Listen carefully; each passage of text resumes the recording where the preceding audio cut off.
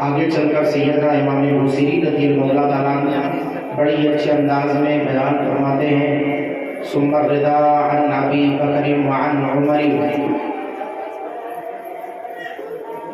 سب سے پہلے فرماتے محمد سید الکونین والثقلین والفریقین من عرب ومن عجم، یا رب بالمصطفیٰ بلغ مقاصدنا واغفر لنا ما مضى یا واسع الکرم۔ ثم الرضا عن ابی بکر وعن عمر وعن علی وعن عثمان ذی الکرم، سعد سعید زبیر طلحۃ وابی عبیدۃ وابن عوف العاشر الکرم۔ مولاي صلی وسلم دائما ابدا علی حبیبک خیر الخلق کلہم، یا رب اغفر بالمسلمین بما یتلون فی المسجد الاقصی وفی الحرم۔ مولاي صلی وسلم دائما ابدا علی حبیبک خیر الخلق کلہم۔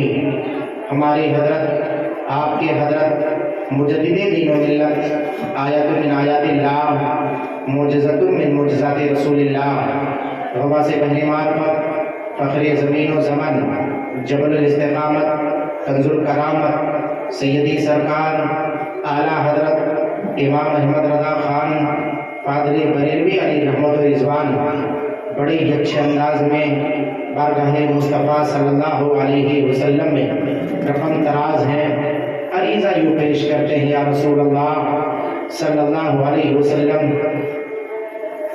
سر کا بقدم ہے تنے سلطان زمن پھول، لب پھول، دہن پھول، زبن پھول، بدن پھول، تن کا بھی ہمارے تو ہلائے نہیں ہلتا، تم چاہو تو ہو جائے ابھی کوہ محل پھول۔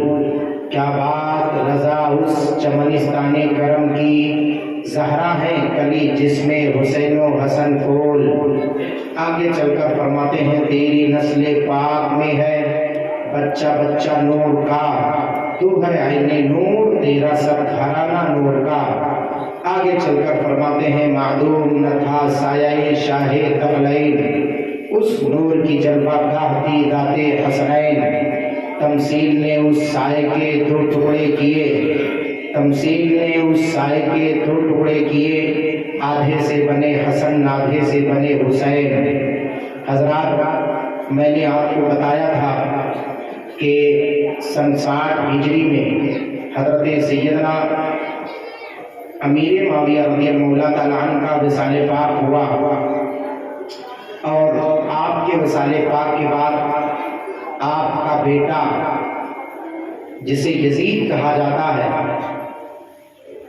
وہ فوراً امور خلافت کو سنبھالتا ہے، اور سنبھالنے کے بعد اپنے قاصدین کو روانہ کرتا ہے۔ سب سے پہلے مدینہ المنورہ کی طرف اپنے قاصد کو روانہ کیا، اور ولید بن عقبہ سے کہا کہ پورے مدینے والوں سے ہماری بیعت لو، لیکن ان سے سب سے پہلے امام حسین، عبداللہ بن عمر، عبداللہ ابن زبیر، ان 3 لوگوں کا نام سر فہرست لے کر کے کہا سب سے پہلے مدینہ میں ان سے بیعت لی جائے۔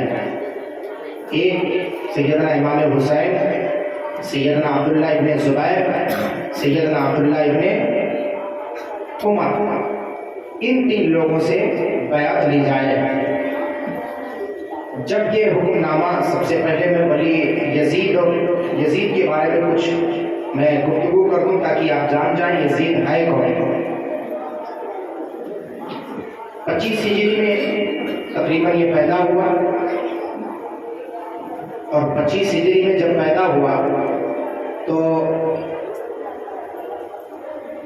آقا کریم صلی اللہ تعالیٰ علیہ وسلم کے پیارے صحابی، جیسے جیسے وقت قریب آتا چلا گیا، کچھ لوگ کہتے ہیں کہ آقا کریم صلی اللہ علیہ وسلم کے سامنے کچھ صحابہ بیٹھے ہوئے تھے، تب تک حضرت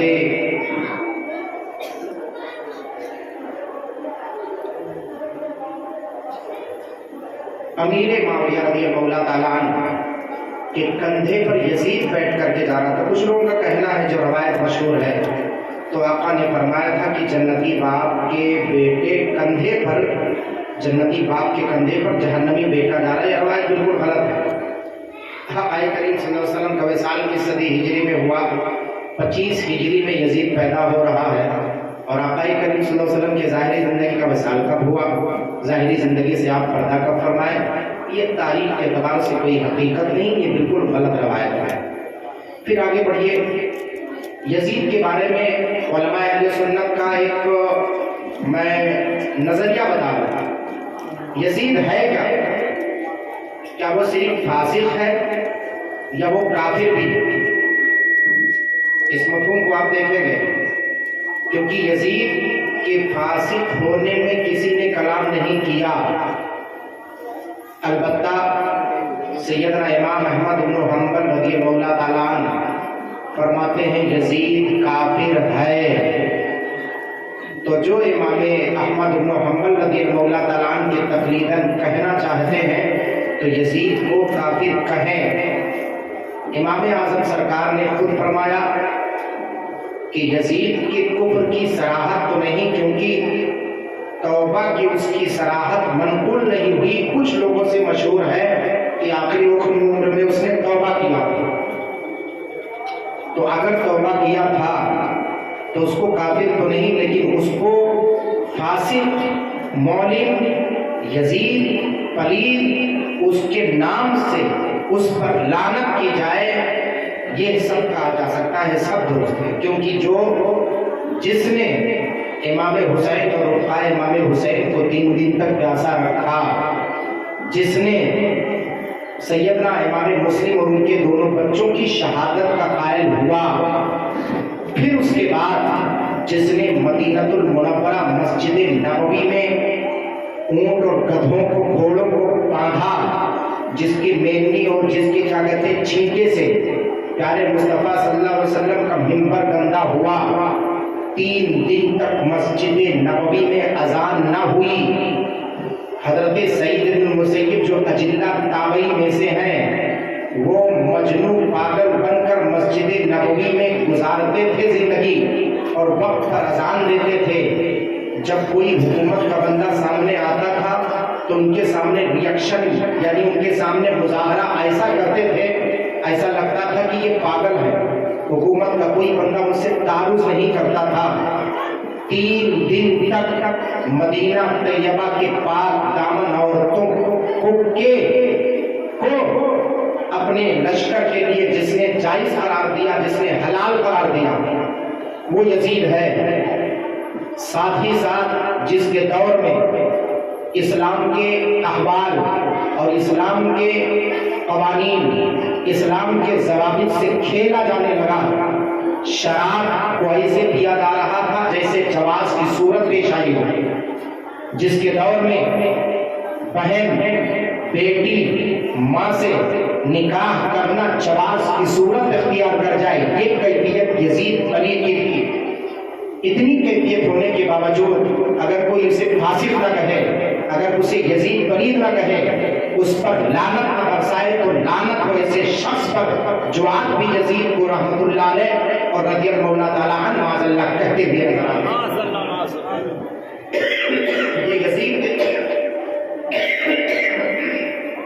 یہ یزید کی کیفیت ہے.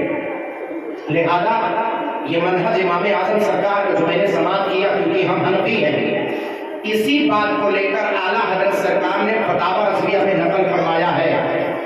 چونکہ یزید کا کفر جو امام اعظم رحمت اللہ علیہ یا پھر یہ کہہ لو امام احمد بن حنبل رضی اللہ تعالیٰ عنہ کے قول کی اتباع کرے، وہ اس کو کافر بھی کہے. کیونکہ ایسے شخص کو جس نے آل نبی، اولاد علی پر ذرہ برابر رعایت نہ کی ہو، اور جس کے بارے میں، دوسری بات میں اپنے طرف سے کہہ رہا ہوں، جس کے بارے میں یہ شائبہ ہو کہ مولا امام حسن کی حکومت کے خطرات کو ڈھانپ کر کے جس نے زہر دلوایا وہ خود یزید ہے. اتنے سارے کارنامے کرنے کے بعد اگر کوئی اس کی عزت کو بچائے اور بچانے کے بعد اسے رضی اللہ تعالیٰ معاذ اللہ اور رحمۃ اللہ علیہ کہے تو میری نظر میں وہ خود مردود ہے۔ اس کی وجہ یہ ہے کہ کچھ لوگ بخاری شریف کی حدیث پاک لے کر کے اس کو دنیا والی روایت لے کر کے آقا کریم صلی اللہ علیہ وسلم نے فرمایا عن ابی ہریرہ رضی اللہ تعالیٰ عنہ قال قال نبی صلی اللہ علیہ وسلم اول جیش یغزو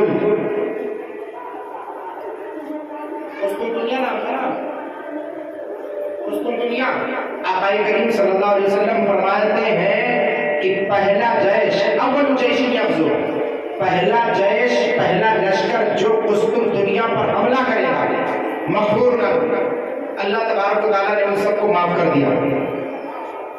تو اب اس میں سے کچھ لوگوں نے یہ دعویٰ پیش کیا کہ یزید بھی قسطن دنیا کے جنگ میں شامل تھا، اس لیے آقا نے فرمایا کہ یزید مغفور انہو ہے، مغفور لہو ہے، اللہ تعالیٰ نے اس کی مغفرت فرما دی ہے۔ تو میں کہتا ہوں کہ یزید قسطن دنیا کے جنگ میں شریک تھا، لیکن کس جنگ میں شریک تھا؟ سن 57 ہجری کی ایک روایت، سن 55 ہجری کی ایک روایت، سن 57 ہجری کی ایک روایت، 57 کی ایک، 55 کی ایک، 54 کی ایک، 3 روایتیں ملتی ہیں۔ علامہ ابن اسیر البدایہ والنہایہ میں نقل فرماتے ہیں۔ پھر اس کے بعد اور دیگر تاریخوں میں اس بات کی تصریح کی گئی ہے کہ یزید یا تو 55 میں یا تو 57 میں یا تو 54 کے جنگ میں قسطن دنیا میں شامل ہوا، لیکن اے ببری والوں سنو، سب سے پہلا جنگ جو قسطن دنیا پر ہوا جانتے ہو کس کی معرفت میں ہوا؟ اس کا سپہ سالار کون تھا؟ حضرت عبد الرحمن بن خالد بن ولید، خالد بن ولید کے شہزادے عبد الرحمن کے سپہ سالاری میں، یعنی انہی کے کیا کہتے ہیں جھنڈے کے سائے تلے صحابہ نے جنگ کی تھی، اس میں یزید شامل ہی نہیں تھا، کیونکہ یہ جنگ جو ہے خالد بن ولید کے ساتھ ہوئی تھی، جس میں کنترے لوگ شامل حال ہیں، سن 46 اور 47 ہجری کا واقعہ ہے، 46 اور 47 ہجری کا واقعہ ہے۔ یزید جس جنگ میں شامل ہوا وہ قسطن دنیا کا جنگ تھا، لیکن جس کے بارے میں آقا نے ارشاد فرمایا اول شخص، پہلا جیش، پہلا لشکر جو حملہ کیا اور پاکستان میں تقریباً 10 سال کے بعد تیسرے جنگ میں تیسرے شریک ہوا، کیونکہ قسطن دنیا پر بار بار دین اسلام نے حملہ کیا، تو پہلے کے لیے آقا نے بشارت دی، اس کا مطلب اس میں یزید شامل نہیں تھا۔ تو جو لوگ قسطن دنیا والی حدیث پاک بخاری سے لے کر آتے ہیں اور آنے کا اس پر پیش کرتے ہیں کہ یہ مغفور انہو اللہ تعالیٰ نے اس کی مدد فرمائی، غلط ہے۔ بخاری شریف کی حدیث کے بعد پہ اس کو شامل نہ کرو، بلکہ تاریخ کے حقائق کو جان کر کے اسے اس میں تمیز پیدا کرو، پھر اگر مان لیتے ہیں، چلے یہ بھی مان لیتے ہیں یزید پہلے مرتبہ پہلے ہی فرصت میں پہلی جنگ میں قسطن دنیا میں شریک تھا، تو اس کا مطلب کیا ہوگا؟ پھر حدیث پاک کا کہ جو پہلے جنگ میں قسطن دنیا کے شریک ہوگا اللہ اس کی مغفرت فرمائے گا، اس کا مطلب کیا ہوا؟ پیپری والوں میں آپ کو ایک دو حدیث پاک اس کی تائید میں اور بیان کرتا ہوں، یہ بھی سن لیں۔ آقا کریم صلی اللہ علیہ وسلم نے فرمایا رمضان کے مہینے میں جو روزہ رکھتا ہے اللہ تعالیٰ اس کی خطاؤں کو معاف فرما دیتا ہے، جو صدقہ کرتا ہے اللہ تعالیٰ اس کے پچھلے گناہوں کو معاف فرما دیتا ہے۔ تو اب کیا مطلب؟ جو روزہ رکھے اللہ تعالیٰ اس کے ساری خطاؤں کو معاف فرما دیتا ہے، یقیناً معاف فرما دیتا ہے۔ یہ روایتیں پیش جو کی جاتی ہیں یہ باب الفضیلت میں ہے، یہ باب الفضیلت کی روایت ہے۔ ایسا نہیں کہ بندہ رمضان کا مہینہ ہے روزہ رکھ لے تو ساری خطائیں معاف، بڑے بڑے گناہ کی ہوں، بڑی بڑی غلطیاں جو اس سے توبہ نہ کرے تو اللہ تعالیٰ اس پر معاف فرمائے۔ ایک بات اور ہے، جو خطائیں حق العبد ہے، جو حق العبد ہے وہ کسی صورت میں معاف نہیں ہو سکتا، لاکھ توبہ کرتے رہیں، کیونکہ وہ حق ہے۔ خطا کی رہی بات، جتنی غلطیاں جتنے گناہ آپ سے ہوتے ہیں وہ غلطی اگر آپ سے سرزد ہو جائے تو اللہ تعالیٰ توبہ سے معاف فرمائے گا اور فرماتا ہے۔ لیکن اگر کوئی یہ کہے کہ حق العبد بھی معاف ہو جاتا ہے تو وہ معاف نہیں ہوتا، وہ تو حق العبد بندے کا حق ہے۔ کسی سے 10,000 روپے آپ نے لے لیا اور اس کو نہیں دیا، مرتے مرتے آپ انتقال کر گئے، آپ کے بیٹے سے اگر اس نے کہا میرے باپ کا معاملہ تھا میں نہیں جانتا ہوں، میدان قیامت وہ بندہ کھڑے ہو کر آپ کے سامنے طلب کرے گا اور مولا کے سامنے تمہیں سر جھکانا پڑے گا اور اس کے بدلے کو دینا پڑے گا، کیونکہ یہ حق العباد ہے۔ اگر بندہ معاف نہ کرے تو اللہ تعالیٰ اسے معاف نہیں فرمائے گا۔ یہ سن لو، اور یہ مسئلہ ہے، لاکھ توبہ کرتے رہو صبح سے شام تک، لیکن جو بندوں کا حق ہے وہ حق معاف نہیں کیا جائے گا۔ مثلا کسی نے اپنے بھائی کو تماچا مارا اور سوچتا ہے صبح ہم نے شام سے صبح سے شام تک پوری رات بیٹھ کر مولا کی بارگاہ میں توبہ کرتا رہے، مولا مجھے معاف کر دے، مولا مجھے معاف کر دے۔ رب کی رحمت پکار کر کے کہتی جب تک تو اپنے بھائی سے معافی نہیں مانگے گا اللہ تعالیٰ تیرے طرف نظر رحمت نہیں فرمائے گا۔ بھائی کو اپنے تماچا مارا، پہلے اس سے معافی مانگو پھر اللہ تعالیٰ معاف فرمائے گا۔ یہ سب حق العباد میں شامل ہوتے ہیں۔ تو اب اس لیے میں نے حدیث قدسی دنیا پر بحث کی تاکہ آپ جان جائیں یزید کہتے کسے ہیں۔ تو یزید ایک ایسا لعنتی شخص ہے، اب سنیں اس کے اور کارنامے۔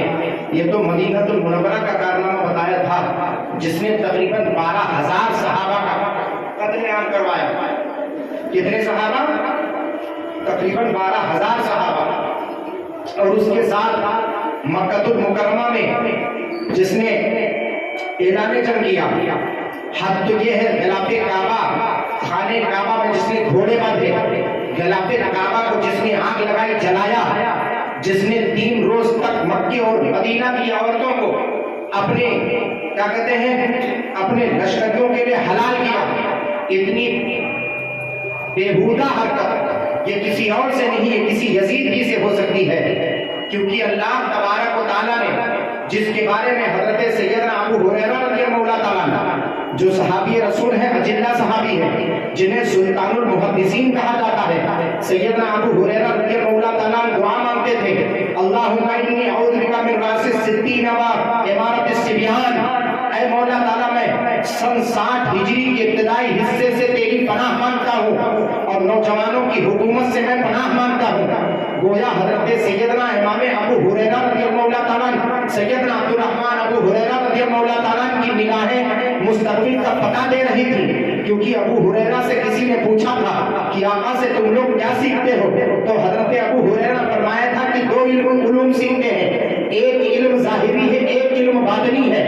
ظاہری علم وہ ہے جو ہم تم تک پہنچا دیتے ہیں، اور ایک باطنی علم ہے اگر اس کو ہم نے ظاہر کیا تو ہمارے گردن کو کاٹ دیا جائے۔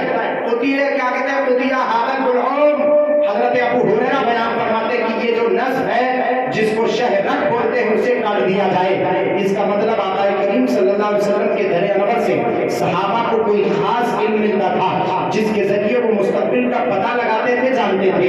حضرت ابو ہریرہ کو کیا پتا تھا؟ وہ دعا مانگتے تھے، روایت بیان کی جاتی ہے حضرت ابو ہریرہ نے دعا مانگی، اللہم انی اعوذ بک من راس الستین و امارت الصبیان، اے اللہ سن 60 ہجری کے شروع سے اور بچوں کی کیا کہتے ہیں نوجوانوں کی عمارت اور نوجوانوں کی حکومت جس سے مراد یزید تھا، مولا تعالیٰ میں اس سے تیری پناہ مانگتا ہوں۔ روایت بیان کی جاتی ہے کہ سن 62 ہجری میں سیدنا ابو ہریرہ کا وصال ہو گیا، 60 ہجری تک آپ وفا نہ کر پائے۔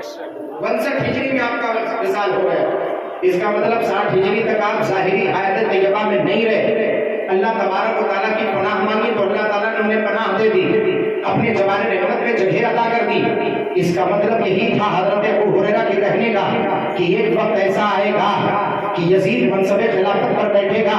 آقا کریم صلی اللہ علیہ وسلم فرماتے ہیں خود سب سے پہلے جو میری سنت اول من یبدل سنتی ہوا یزید، سب سے پہلے جو میری سنت کو بدلے گا، اسلام میں جو رخنہ ڈالے گا وہ کوئی اور نہیں، وہ معاویہ کا بیٹا یزید ہوگا۔ آقا کریم صلی اللہ علیہ وسلم نے پہلے فرمایا تھا ہمارا عقیدہ تو یہی ہے، سب کچھ پلٹ سکتا ہے، سب کا کہنا غلط ہو سکتا ہے، لیکن میرے مصطفیٰ نے جو فرمایا وہ غلط نہیں ہو سکتا، کیونکہ ہے قول محمد قول خدا، فرمان نہ بدلا جائے گا، بدلے کا زمانہ نہ مگر قرآن کا بدلا چھائے گا۔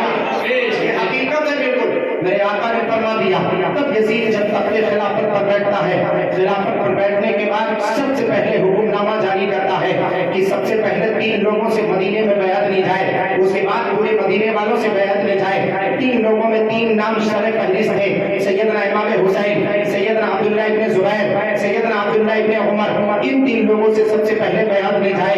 अब चल करके कासिद आता है, कासिद आने के बाद वलीद इब्ने उक़बा को देता है, वो नोटिस देता है, जो इमारत से चल करके आया था, मुल्क शाम से चल करके आया था, नोटिस देता है।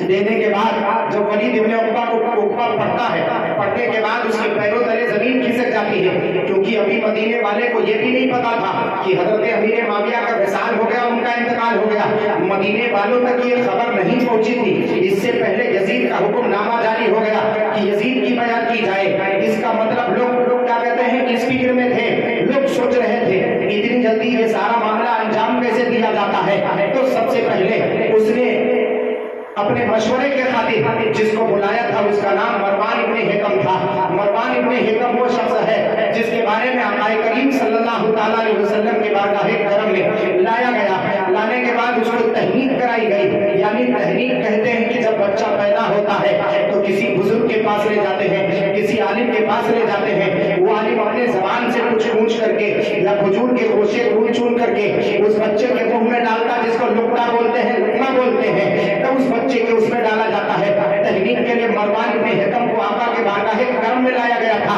तो आक़ाए करीम सल्लल्लाहु अलैहि वसल्लम ने तहनीक फरमाई थी, फरमाया हुवल वज़ा व इब्नुल वज़ा, ये गिरगिट का बेटा गिरगिट है, ये भी फरमाया था। और हिकम आक़ाए करीम सल्लल्लाहु अलैहि वसल्लम के बारगाह से गुजर रहा था, तो आक़ाए करीम सल्लल्लाहु अलैहि वसल्लम ने उसे लानत फरमाई थी, लानत करके कहा था। और उसके सुल्ह में मरवान था। इसका मतलब यह है कि मरवान को अल्लाह के प्यारे नबी करीम सल्लल्लाहु अलैहि वसल्लम ने लानत बरसाई, उसके वालिद को भी लानत बरसाई। जब तहनीक फरमाया तब कहा हुआ वज़ा इब्नुल वज़ा, ये गिरगिट का बेटा गिरगिट है, मतलब ये है फितनाबाज होगा।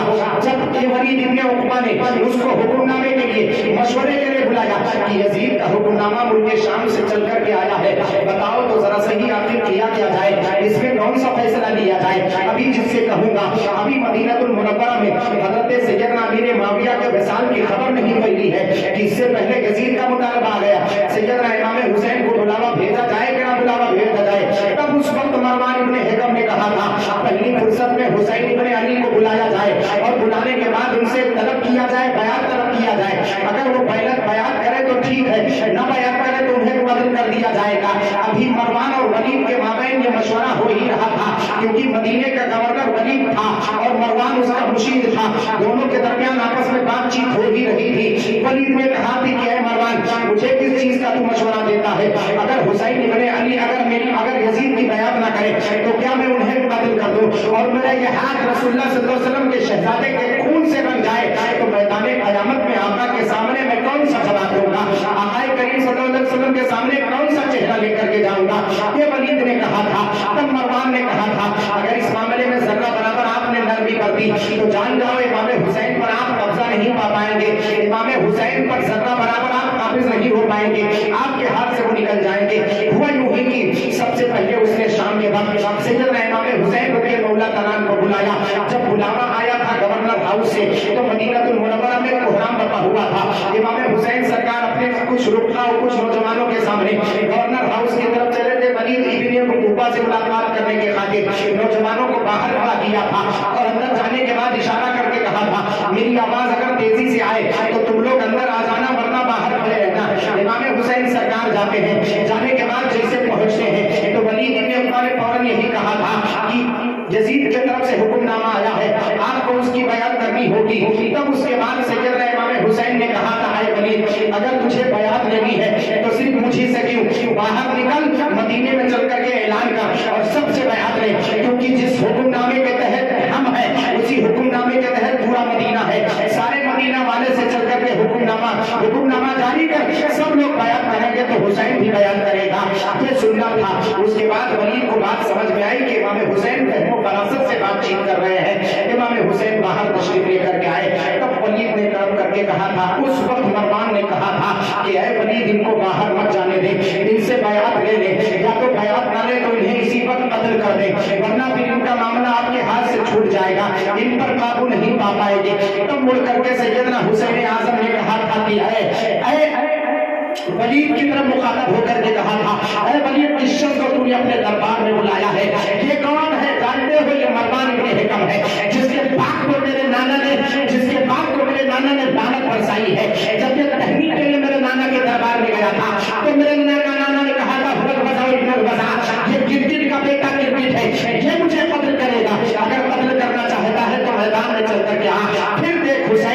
बाजू में कितनी कुव्वत है, वो पीछे सहन करके रुक गया था।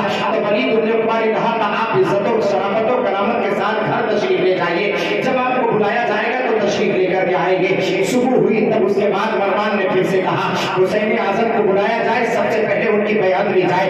हजरत अब्दुल्लाह बिन ज़ुबैर को बुलाया गया, अब्दुल्लाह इब्न उमर को बुलाया गया। इन लोगों ने कहा सबसे पहले हजरत इमाम हुसैन बयान करेंगे, जब इमाम हुसैन बयान करेंगे तो हम भी बयान कर लेंगे, उनसे पहले किसी की बयान नहीं की जाएगी।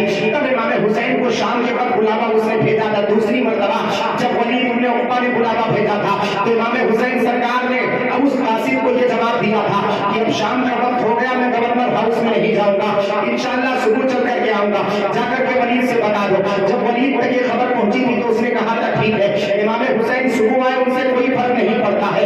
तब जब सुबह का आपने वादा किया था, रात ही में अपने घर पर आकर इमाम हुसैन सरकार ने यह मुझे ये खबर सुनाई थी, ये क्या कहते हैं, ये खबर सुनाई थी और ये गलत खबर सुनकर के सबके पैरों तले जमीन खिसक गई थी। इमाम हुसैन सरकार ने जुमला अदा किया था अब मदीने में रहना नहीं है, मदीने को छोड़ने की बारी आ गई है, क्योंकि मदीने में एक पल भी गुजारना आप यजीद की बयान करने के मुताबिक है। अगर मदीने में रहेंगे तो यजीद की बयान करनी पड़ेगी, लिहाजा अपने सफर बांधो, रात के अंधेरे में मक्का मुकर्रमा की तरफ चलो, वरना वलीद के जासूस खबर दे देंगे कि हुसैन का ये काफिला जा रहा है, लिहाजा अब कोई देर लगाने की जरूरत नहीं है। जल्दी जल्दी खातून ने अपने सामान को बांधना शुरू किया था और काफिले से चंद लोग सवार हुए थे। तब सैयदना मौला इमाम हुसैन ने कहा था सबसे पहले मैं अपने नाना जान के तुर्बत पर जाऊंगा, क्योंकि वो हुसैन जिस हुसैन अपने प्यारे नाना जान से सबसे ज्यादा मोहब्बत करते हैं। रिवायत बयान की जाती है क्यों ना मोहब्बत करे, जिस जगह से आका ने मोहब्बत की थी, जिस मदीना से आका को उनसीयत थी, हदीस पाक में है कि जिस नबी को जो जगह सबसे ज्यादा पसंद होती है अल्लाह ताला उस नबी का विसाल उसी जगह फरमाता है। आकाए करीम का विसाल मदीना मुनव्वरा में हुआ, इसका मतलब यह है कि मेरे आका को पूरी दुनिया में सबसे ज्यादा जमीन जो पसंद थी वो मदीना मुनव्वरा थी। तो जिसको नाना पसंद करे उसे नवासा क्यों ना पसंद करे। तो जब रात में निकलने की बारी आई थी, इमाम हुसैन के पास इतना मौका नहीं था कि हुसैन आजम कोई और काम कर सकते या किसी तरह से सियासत खेलते, बस आपको मक्का मुकर्रमा जाने की दी थी। सैयदना हुसैन आजम है, घर पर आपने वक्त सफर बांधने का हुक्म दिया था, सारे सामान तैयार करने का हुक्म दिया था और लोगों को चलने का हुक्म दिया था। इसमें बहुत सारी तफसील और बहुत सारी रवायतें हैं, उन सारी तफसील को मैं बयान ना करके इमाम हुसैन के मसले की तरफ आता हूँ। हुसैन आजम निकल करके आते हैं, पूछा था पूछने वाले ने हुसैन जा कहाँ रहे हो, कहा जाऊँ सबसे पहले नाना जान के तुर्बत अनवर पर चला जाऊँ, सबसे आखिरी सलाम अपने नाना को अलविदाई सलाम कराऊँ। जिस नाना जान ने हमें इतना चाहा है, जिस नाना जान ने हमारे होठों को चूमा है, जिस नाना जान ने जबीन नियाज को चूमा है, जिस नाना जान ने हमें गोदों में खिलाया है, जिस नाना जान ने अपने कंधे पर बिठा करके हुसैन को मदीने की गलियों में घुमाया है, उस नाना जान के तुर्बत अनवर पर जाऊंगा। जब मुझे कोई तकलीफ होती तब नाना जान के तुर्बत पर जाता था और जाकर के नाना जान से कहता नाना मुझे तकलीफ है, तो आका दुआ फरमाते थे वो तकलीफ दूर हो जाती थी। अब मदीना छोड़ने की बारी आई है, किसी बच्चे से कहा जाए उसे जहां पर उसने परवान पाया हो, जहां पर उसका बचपना गुजरा होगा, उसको छोड़ने के लिए कहा जाए तो उसे कितनी तकलीफ होगी, उसके कलेजे को इतना झटका लगेगा, उसका सहलो किस तरह मायूस हो जाएगा। इमाम हुसैन सरकार को मदीना छोड़ना पड़ा, क्योंकि मदीना नहीं छोड़ते तो वलीद की बयान करनी पड़ती, यजीद की बयान करनी पड़ती, यजीद वलीद की बयान के खातिर मदीना छोड़ने पर मजबूर हुए थे। नाना के तुर्बत अनवर पर आज नवासा चल करके आया है, नाना से इजाजत चाहता है, नाना आपके मदीना को छोड़ना चाहता हो, नाना आपके मदीने से जाना चाहता हो, जाने की जरूरत है। दिल तो नहीं चाहता है कि आपके तुर्बत अनवर को छोड़ो, दिल तो नहीं चाहता कि आपके नयारे अब्बास को छोड़ो, क्योंकि जब जब यहाँ से जाने का ख्याल आता है तब कहीं आपका बोसा लेना याद आ जाता है, कहीं आपके कंधों पर बिठाना याद आ जाता है, कहीं आपकी तस्वीरें याद आ जाती है, कहीं आपके अपने हाथों से खिलाना याद आ जाता है, कहीं आपकी माइया याद आ जाती है, कहीं आपकी रफाकत याद आती है, कहीं मस्जिद नबवी है जहाँ पर आप नमाज पढ़ते थे, कहीं हुसैन है कंधे पर बैठ जाता था तो उठने को तैयार नहीं होते थे, हुसैन कंधों पर होते थे, पीठ पर होते थे, मेरे आका सजदे में हुआ करते थे। अरे जिस नमाज में हुक्म है कि 3 तस्बीह या 5 तस्बीह के बाद उठना चाहिए, वरना नमाज में कराहत पैदा हो जाए। हुसैन आजम अगर नाना के पीठ पर हो तो मेरा हुसैन उस हुसैन के सत्य में नाना जान सजदे में हो तो 72 मरतबा तस्बीह पढ़ते चले जाए, हुसैन पीठ पर है नाना उठेगा तो हुसैन को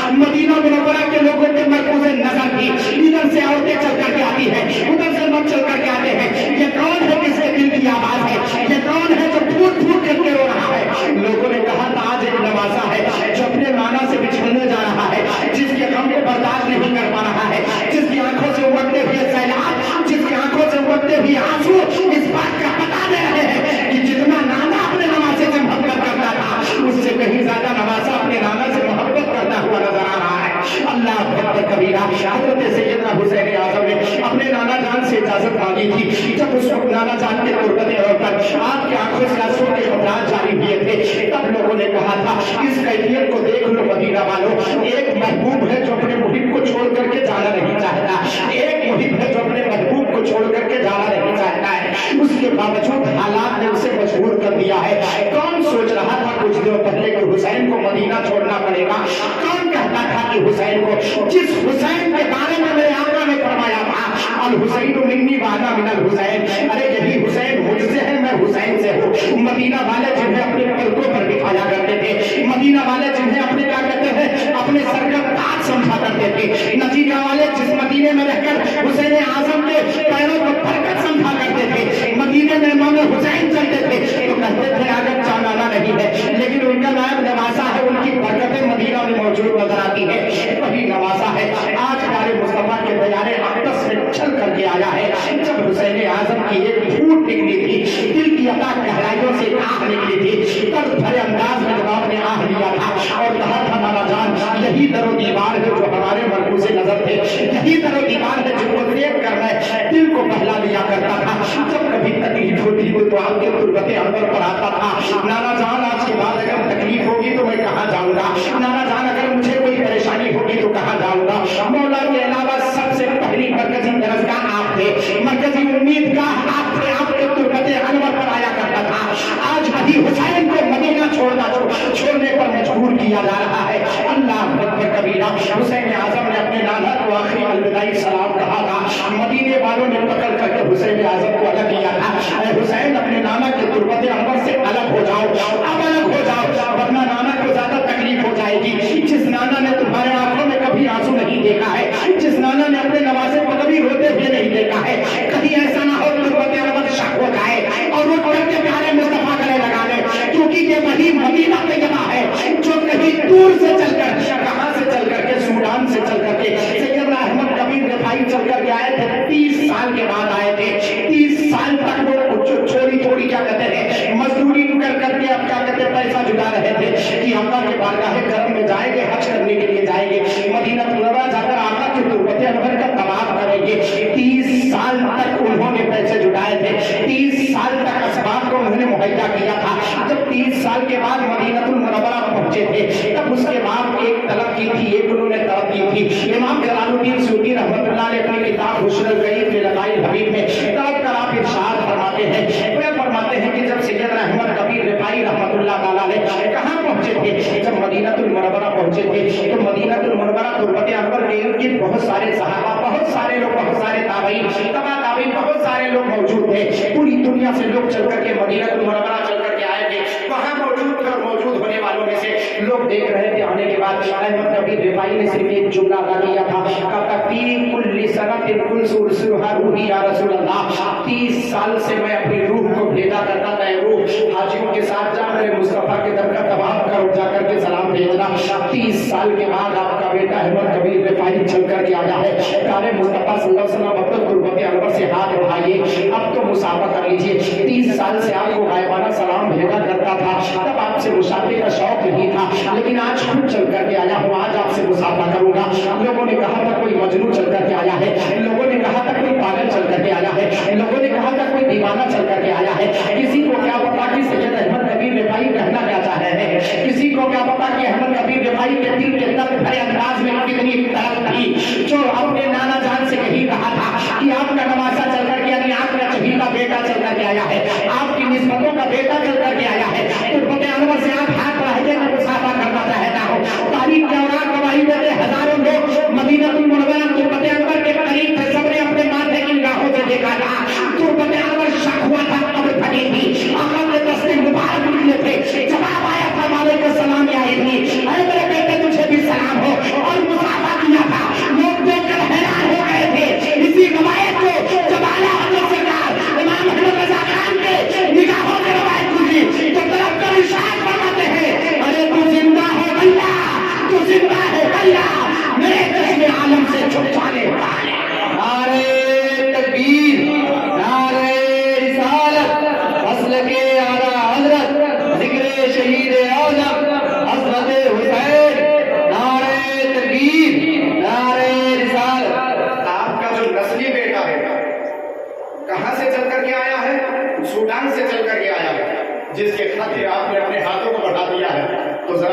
पुत्री के मुसलमानों, एक वो निस्बती बेटा जो आपके निस्बत के नस्ल से नस्लों के नस्ल से कई पुश्तों के बाद का बेटा चढ़ कर गया है, तो तुर्बत अनवर से नाना अपने दस्ते मुबारक को उठाए निकालने के बाद मुसाफा करें। तो जब उनके खातिर मुसाफा करते हैं तो क्या हुसैन आजम के खातिर कुछ नहीं कर सकते थे? मुस्तफा जाने रहमत ने जब उनके दरबार में हुसैन आजम की फूट निकली थी, जब दिल के भरे अंदाज में आपकी आंखों से आंसू के कतरात गिरे थे, लोगों ने पकड़ करके आपको अलग किया था। हुसैन इससे ज्यादा नहीं, शायद नाना बर्दाश्त कर पाए, कहीं ऐसा ना हो तुर्बत अनवर शक हो जाए, रास्ता निकल पड़े तो कयामत बर्पा हो जाएगी। हुसैन आजम ने अपने नाना जान से आखिरी अलविदाई सलाम किया था और सलाम करने के बाद जन्नतुल बकी की तरफ बढ़े थे। जानते हो आप जन्नतुल बकी की तरफ क्यों बढ़े थे? क्योंकि सैयदना हुसैन आजम जा कहाँ रहे थे? कहीं और कहीं जा रहे थे। उस माँ के गोद में जा रहे थे जिस माँ के उंगलियों को पकड़ करके चलना सीखा था, उस माँ के तुर्बत अनवर पर जा रहे थे जिसने बोलना सिखाया है, उस माँ के गोद में उस माँ के तुर्बत अनवर पर जा रहे थे जिसके गोद में बैठ कर कुरान पाक पढ़ना हुसैन ने सीखा था, उस माँ के तुर्बत पर हाजिरी देने जा रहे हैं जिसे सैयदा फातिमा ज़हरा कहा जाता है, उस माँ के तुर्बत अनवर पर हाजिरी देने जा रहे हैं जिसे आका करीम सल्लल्लाहु अलैहि वसल्लम ने फरमाया था फातिमा को बिरादे नहीं, फातिमा मेरे जिस्म का टुकड़ा है, उसके तुर्बत अनवर पर जा रहे थे। नाना जान के तुर्बत अनवर से निकलते हैं तब आप जाते हैं किसके तुर्बत पर जाते हैं? अपने माँ के तुर्बत अनवर पर जाते हैं और वहां भी यही सलामी पेश किया था, यही चूल्हे अदा किए थे।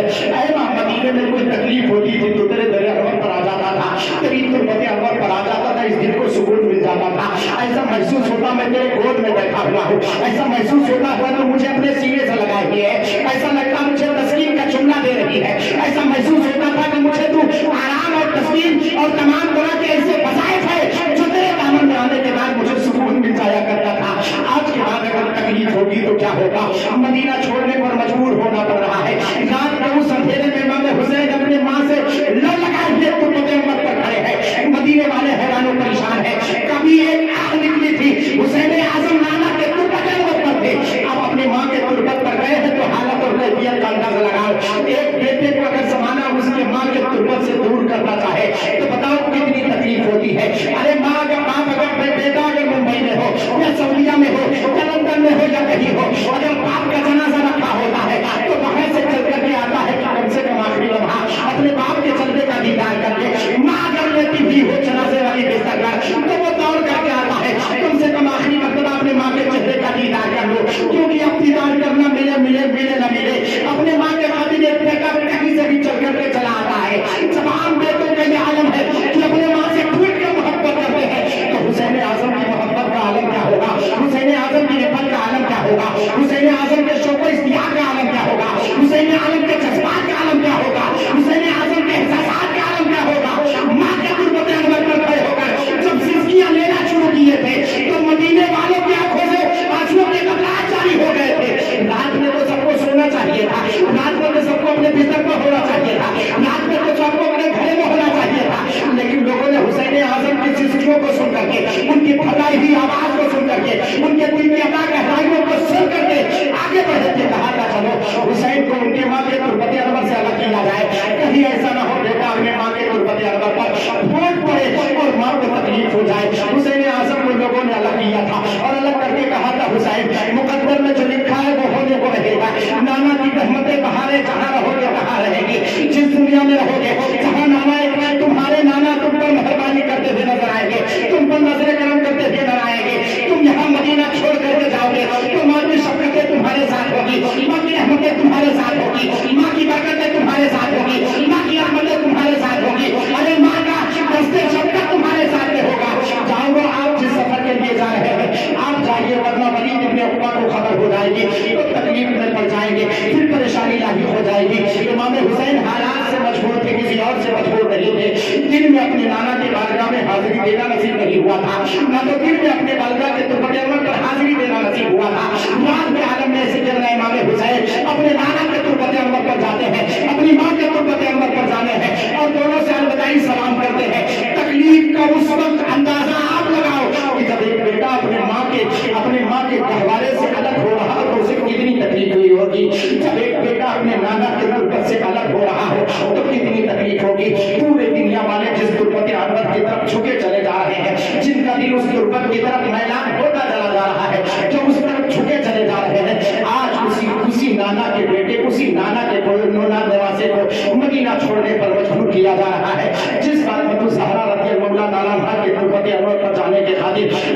सुन्नत वल जमात के लोग अपनी जानें कुर्बान कर देते हैं, उसी तुर्बत अनवर से आज उस बेटे को जुदा होना पड़ रहा है। उस एहसास को एहसास करो मुसलमानों, तो पता चलेगा कि हुसैन आजम किस तकलीफ में थे, किस दर्द व कर्ब के आलम में थे, किस एहसास और जज्बात से इमाम हुसैन आजम खेल रहे थे।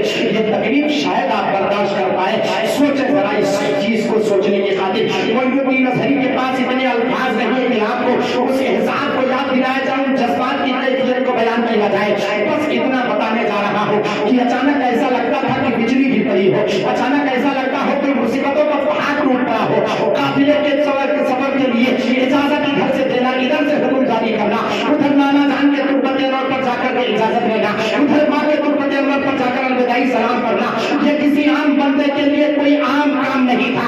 हुसैन आजम ने पाए अख्तर से पूछा, हुसैन मदीना छोड़ने के खातिर जब तेरे पैरों को हुक्म दिया गया था कि मदीना से रुखसत हो, तो वो पैर कांप रहे थे, निकल नहीं रहे थे। हुसैन आजम सोच रहे थे आज कैसे नाना के मदीना को छोड़ करके जाऊं, लेकिन हालात और सियासत ने इतना मजबूर कर दिया था। हुसैन आजम ने रब्बे सफर बांधा था और बांधने के बाद काफिले वालों को सफर की तैयारी का हुक्म दिया था।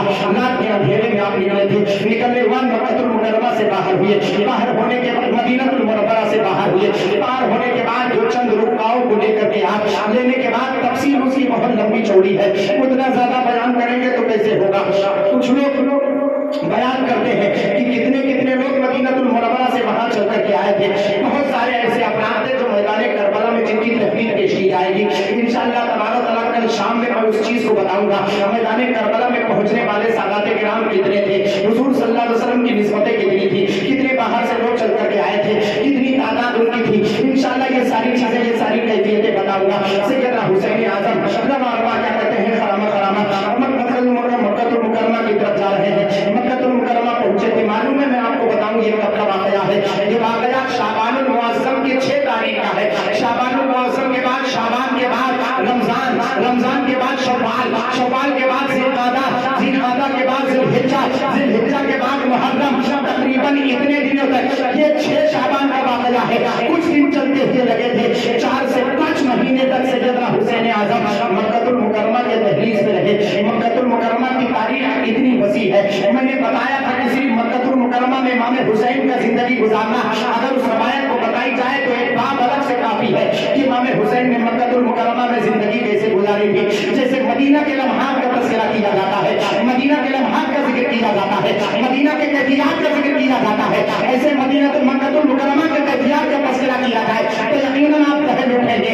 उस वक्त जब सहाबी रसूल ने आकर के इतना कहा था, सहाबी रसूल ने कहा था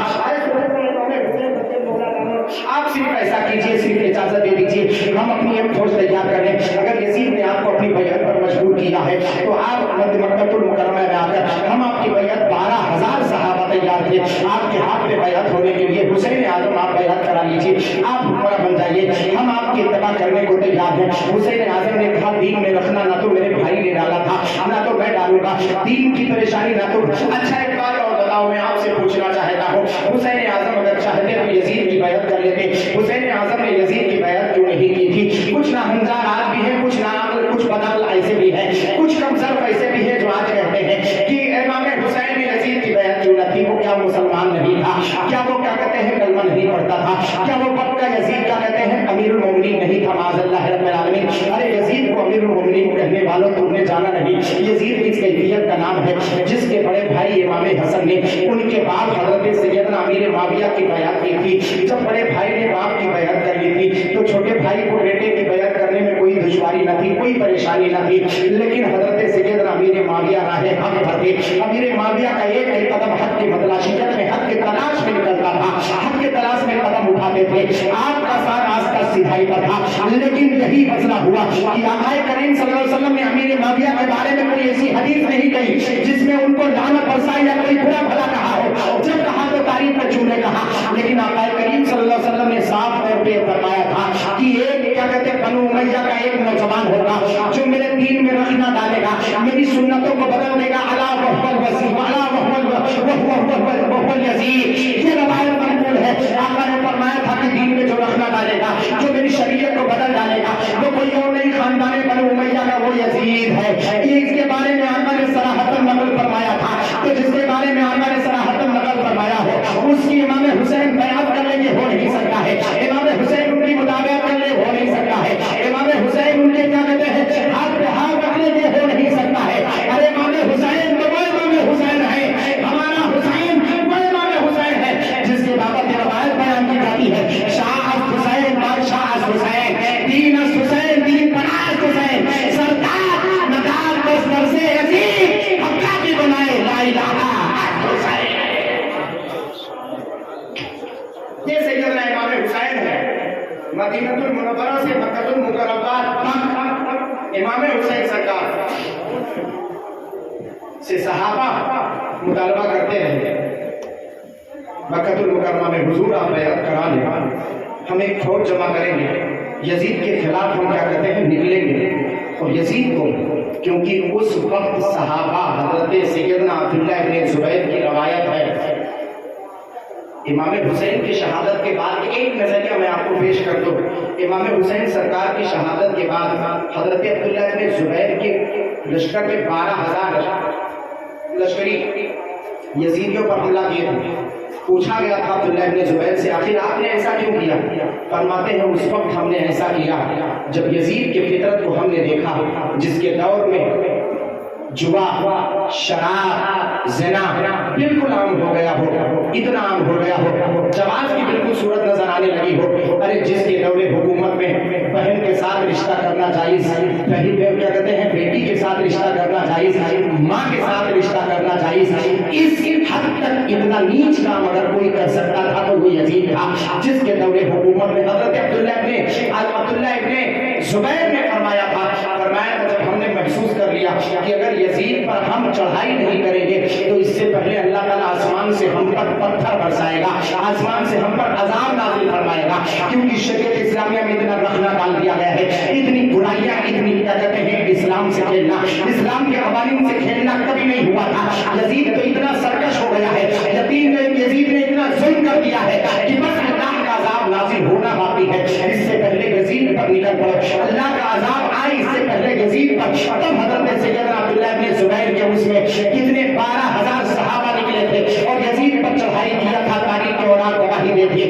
یزید کے ساتھ پوری لشکر تھی، مکہ المکرمہ کے نمانوں کے اتنے صحابہ کو 12,000 تقریباً صحابہ کے بارے میں روایت ہے، کئی ہزار صحابہ کو شہید کیا گیا تھا، مکہ المکرمہ کی بے حرمتی کی گئی تھی، 3 شبانہ روز تک وہاں کی عورتوں کو ہلاک کیا گیا تھا، مکہ المکرمہ کے خلاف کو آگ لگایا گیا تھا، جس نے مکہ المکرمہ کی بے حرمتی کی تھی وہی یزید تھا، وہی یزید جس کے بارے میں روایت موجود تھی۔ حسین اعظم سے کہا گیا تھا ہے سیدنا امام حسین آپ کم سے کم یزید کی بیعت قبول کر لیں، نہ کر پائے تو آپ خود امام بنے، ہم آپ کی بیعت کرتے ہیں۔ امام حسین کو دونوں صورتیں سامنے، دونوں صورتوں پر اتفاق نہیں تھا۔ حسین اعظم تقریباً 4 مہینے تک مکہ المکرمہ میں رہے، ایک وقت ایسا آیا اسی 4 مہینوں میں کوفہ والوں کے خطوط چل کر کے آنا شروع ہوئے، اتنی تیزی سے خطوط چل کر کے آنا شروع ہوئے کہ بتاتے ہیں تقریباً کچھ ہی دنوں میں 150 خطوط خط چل کر کے سیدنا حسین اعظم کے پاس آئے، کیونکہ کوفے والوں کو پتا چل چکا تھا کہ حسین اعظم مدینہ چھوڑ چکے، مکہ تشریف لا چکے ہیں،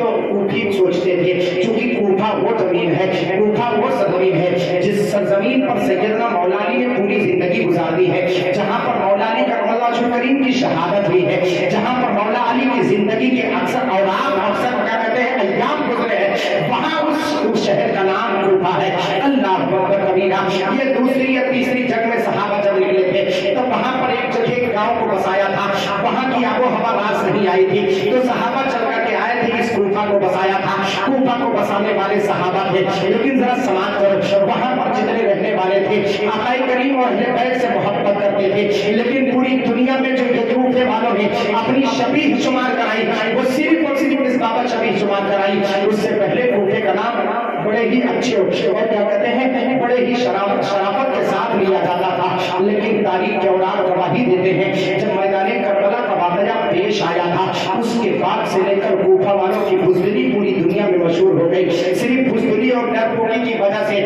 کوفہ والے تباہ و برباد ہوئے تھے، جنہیں خوف لاحق تھا کہ اگر یزید آ گیا تو ہم سب کو مار ڈالے گا، اپنے جان کو بچانے کے خاطر جنہوں نے پیارے مصطفیٰ صلی اللہ علیہ وسلم کے شہزادے پر، پیارے مصطفیٰ صلی اللہ علیہ وسلم کے چہیتے بیٹے پر اپنی تلواریں اٹھائی تھی، وہ کوئی اور نہیں تھا، وہ کوفہ والے تھے، تاریخ کے اوراق گواہی دیتے ہیں، اسی کوفہ سے 150 خط کعبۃ المکرمہ میں چل کر کے سیدنا حسین اعظم کو پہنچے تھے. جب حسین اعظم کا جواب نہیں آ رہا تھا تو بار بار ادھر سے خطوط کا پہنچنا. کچھ لوگ ایک روایت میں ہیں چل کر کے مکہ المکرمہ پہنچے بھی تھے کہ اے سیدنا حسین اعظم آپ نے یزید کی بیعت نہیں کی ہمیں پتہ چلا, مدینہ آپ نے چھوڑ دیا ہمیں پتہ چلا, لیکن آپ مکہ المکرمہ نہ رہے, آپ کوفہ چل کر کے آئے. آپ کے والد کی یہ اماج گاہ ہے, یہاں آئے آپ کے والد کے ماننے والے زیادہ ہیں, ہم آپ کو اپنا ایمان تسلیم کرتے ہیں, ہم آپ پر اپنی جانشاری کرتے ہیں, ہم آپ پر آپ کے ساتھ ہیں, ہم آپ پر سفر و حضر ہر مشکل و آسان کام میں آپ کے ساتھ ہیں. کوفہ والوں کی محبت کو امام حسین نے جانچنے کی خاطر اپنے چچا کے بیٹے مسلم ابن عقیل کو کہا تھا مسلم ابن عقیل جاؤ جا کر کے کوفہ کے حالات کا محاصرہ کرو, کوفہ کے حالات کا تناظر میں جا کر کے مجھے ایک خط لکھ کر کے بھیجنا, وہاں کے حالات اگر صحیح ہوں گے تو میں کوفہ آؤں گا ورنہ کوفہ نہیں آؤں گا. اتفاق کی بات تو یہ دیکھو حضرت سیدنا مسلم ابن عقیل نکلتے ہیں تو روایت میں بیان کی جاتی ہے آپ کے دو شہزادے, ایک کا نام محمد ایک کا نام ابراہیم, دو ننھے بچے تھے. ایک روایت میں ایک کی عمر 6 سال, ایک کی روایت ایک کی عمر 8 سال کی تھی. اتنے چھوٹے بڑے تھے بس اس سے زیادہ نہیں. دونوں بچوں کو لے کر ایک روایت میں ایسا آیا ہے کہ مسلم ابن عقیل تنہا گئے تھے, لیکن ایک روایت میں لیکن ان کے دونوں بیٹے بھی ان کے ساتھ میں تھے. بہرکیف جو روایت عام طور پہ بیان کی جاتی ہے, میں چاہتا ہوں پیپری والوں کو روایت بیان کروں, ورنہ یہ لوگ سوچیں گے کہ معین الدین اظہری نے ان کے بیٹوں کی روایت چھوڑ دی ہے. نہیں, جو روایت بیان کی جاتی جو کہ وسوٹ سے ایک مورخ نے بیان کیا ہے اس کو بھی میں بیان کر دیتا ہوں. چاہے علامہ باقری ہو, چاہے کیا کہتے ہیں ابن کثیر ہو, بدایہ و نہایہ ہو, یا پھر کیا کہتے ہیں تاریخ قرطبی ہو یا تاریخ طبری ہو, یہ ساری تاریخیں بالکل صحیح اور تقریباً اس میں جتنی روایتیں ہوتی وہ وسوق ہیں, ان کے حوالے سے میں آپ کو بیان کرتا ہوں. حسین اعظم نے کہا تھا کہ مسلم ابن عقیل جاؤ, جانے کے بعد کوفہ کے حالات کو دیکھنے کے بعد مجھے ایک خط لکھنے کے بعد مجھے بتا دینا کہ اس میں کیا ہے, کیسے معاملات ہیں کوفہ کے. جب سیدنا امام مسلم رضی اللہ تعالیٰ عنہ گئے تو عبید اللہ کے گھر گئے. جانے کے بعد وہاں پہنچنے کے بعد لوگوں کو پتا چلا مختار ابن عبید اللہ کے گھر سیدنا امام مسلم تشریف لائے ہیں. تو ایک دن 6000, دوسرے دن تک 12000, دوسرے صبح کے شام تک 40000 کوفہ والوں نے سیدنا امام مسلم رضی اللہ تعالیٰ کے ہاتھوں پر بیعت کی تھی. 40000 کوئی کم افراد نہیں ہے, 40000 ایک کیا کہتے ہیں ایک لمبی چوڑی تعداد ہوتی ہے. امام مسلم رضی اللہ عنہ جب کوفہ والوں کی محبت کو دیکھتے ہیں, دیکھنے کے بعد آپ نے خط لکھا تھا, لکھنے کے بعد یہ کہا تھا کہ سیدنا امام حسین رضی اللہ عنہ آپ کوفہ میں تشریف لے کر کے آئیں, یہ آپ کے منتظر ہیں, آپ کو چاہتے ہیں, آپ آئیں اور یہاں پر کوفہ میں رہیں. یہ آپ کے والد کی آماج گاہ ہے, یہاں پر آپ کو سکون اطمینان ملے گا, یہاں پر کوئی پریشانی نہیں ہے. لیکن اتفاق دیکھو یہ خط لکھنے کے بعد سر کو مہر کر کے سیدنا امام مسلم رضی اللہ تعالیٰ نے قاصد کے ذریعے مکہ المکرمہ بھجوایا. وہ قاصد گیا, راستے ہی میں پہنچا تھا, تب تک یہاں ایسی کیفیت کوفے میں آئی تھی. کوفے میں کچھ یزیدیوں کے چاہنے والے بنو امیہ کے لوگ تھے, ان لوگوں نے یزید کو خبر بھجوائی خط لکھ کر کے کہ یہاں پر مسلم ابن عقیل آئے ہیں, اور یہاں آنے کے بعد انہوں نے اپنی بیعت کا اعلان کر دیا ہے. لوگ ذوق در ذوق اس سے بیعت کر رہے ہیں. آج کل کوفہ کے گورنر نعمان بن بشیر ہیں. حضرت سیدنا نعمان بن بشیر ایک شریف آدمی تھے, اللہ تبارک و تعالیٰ کے پیارے نبی کے چاہنے والے تھے. ان کی معیت میں کیا کہتے ہیں, ان کی سرکردگی میں پورا گورنر ہاؤس تھا. جو وہاں کے رہبر تھے اس وقت گورنر کے والی تھے. وہ حضرت سیدنا نعمان بن بشیر نے کوفہ والوں کو بلا کر کے کہا تھا, دیکھو میں اتنا تو کہہ سکتا ہوں کہ آپ لوگ سیدنا امام مسلم کی جو بیعت کر رہے ہو یہ بیعت غلط ہے, اس سے یزید بھڑک اٹھے گا. لیکن وہ سختی نہیں کرتے تھے, وہ کسی کو زبردستی نہیں کرتے تھے. جب دیکھا نعمان بن بشیر بالکل نرم پڑ رہے ہیں تو کوفے والوں نے خط لکھ کر کے یزید کی طرف بھیجا تھا کہ نعمان بن بشیر سے کوفہ نہیں سنبھل پائے گا, آپ کسی سخت آدمی کو کوفہ میں بھیجیے ورنہ کوفہ آپ کے ہاتھ سے نکل جائے گا. جب مرکز تک یہ خط پہنچتا ہے, پہنچنے کے بعد یزید پڑھتا ہے تو سخت غصے میں آتا ہے. ارے رائے کی حکومت کا سب سے بڑا کیا کہتے ہیں عبید اللہ ابن زیاد, جو بہت سخت آدمی تھا, جس کے بارے میں روایت بیان کی جاتی ہے کہ اس کے دل میں ذرہ برابر رحم نہیں تھا. دل کی جگہ شاید پتھر کا کوئی ٹکڑا تھا. اسے بھیجا تھا, کہا جاؤ کوفہ میں تم گورنر تمہیں کیا جاتا ہے. نعمان بن بشیر کو معزول کیا جاتا ہے.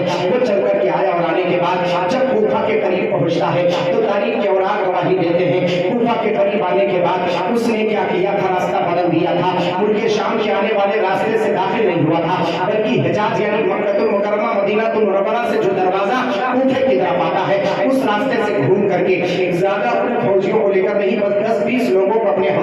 के, जुब्बा पहन करके, दस्तार बांध करके, अमामा बांध करके वो दाखिल होता है। कहाँ से? उस दरवाजे से, सीधे दरवाजे से मक्का और मदीना वाले हिजाज के लोग आया करते थे। लोगों ने देखा जुब्बे और कुब्बे में, तो उनको ऐसा महसूस हुआ कि शायद इमाम हुसैन तशरीफ लेकर के आ रहे हैं। शाम का वक्त हो रहा था, यजीद ऐसे हरकतों सकनात के साथ आ रहा था, ऐसा महसूस कराना चाह रहा था कि कोई और नहीं, हुसैन आजम चल करके आ रहे हैं। कूफा वालों को इतना यकीन था कि एक दो खत नहीं बल्कि 150 खुतूत हमने भेजे, हुसैन आजम तो जरूर तशरीफ लेकर के आएंगे।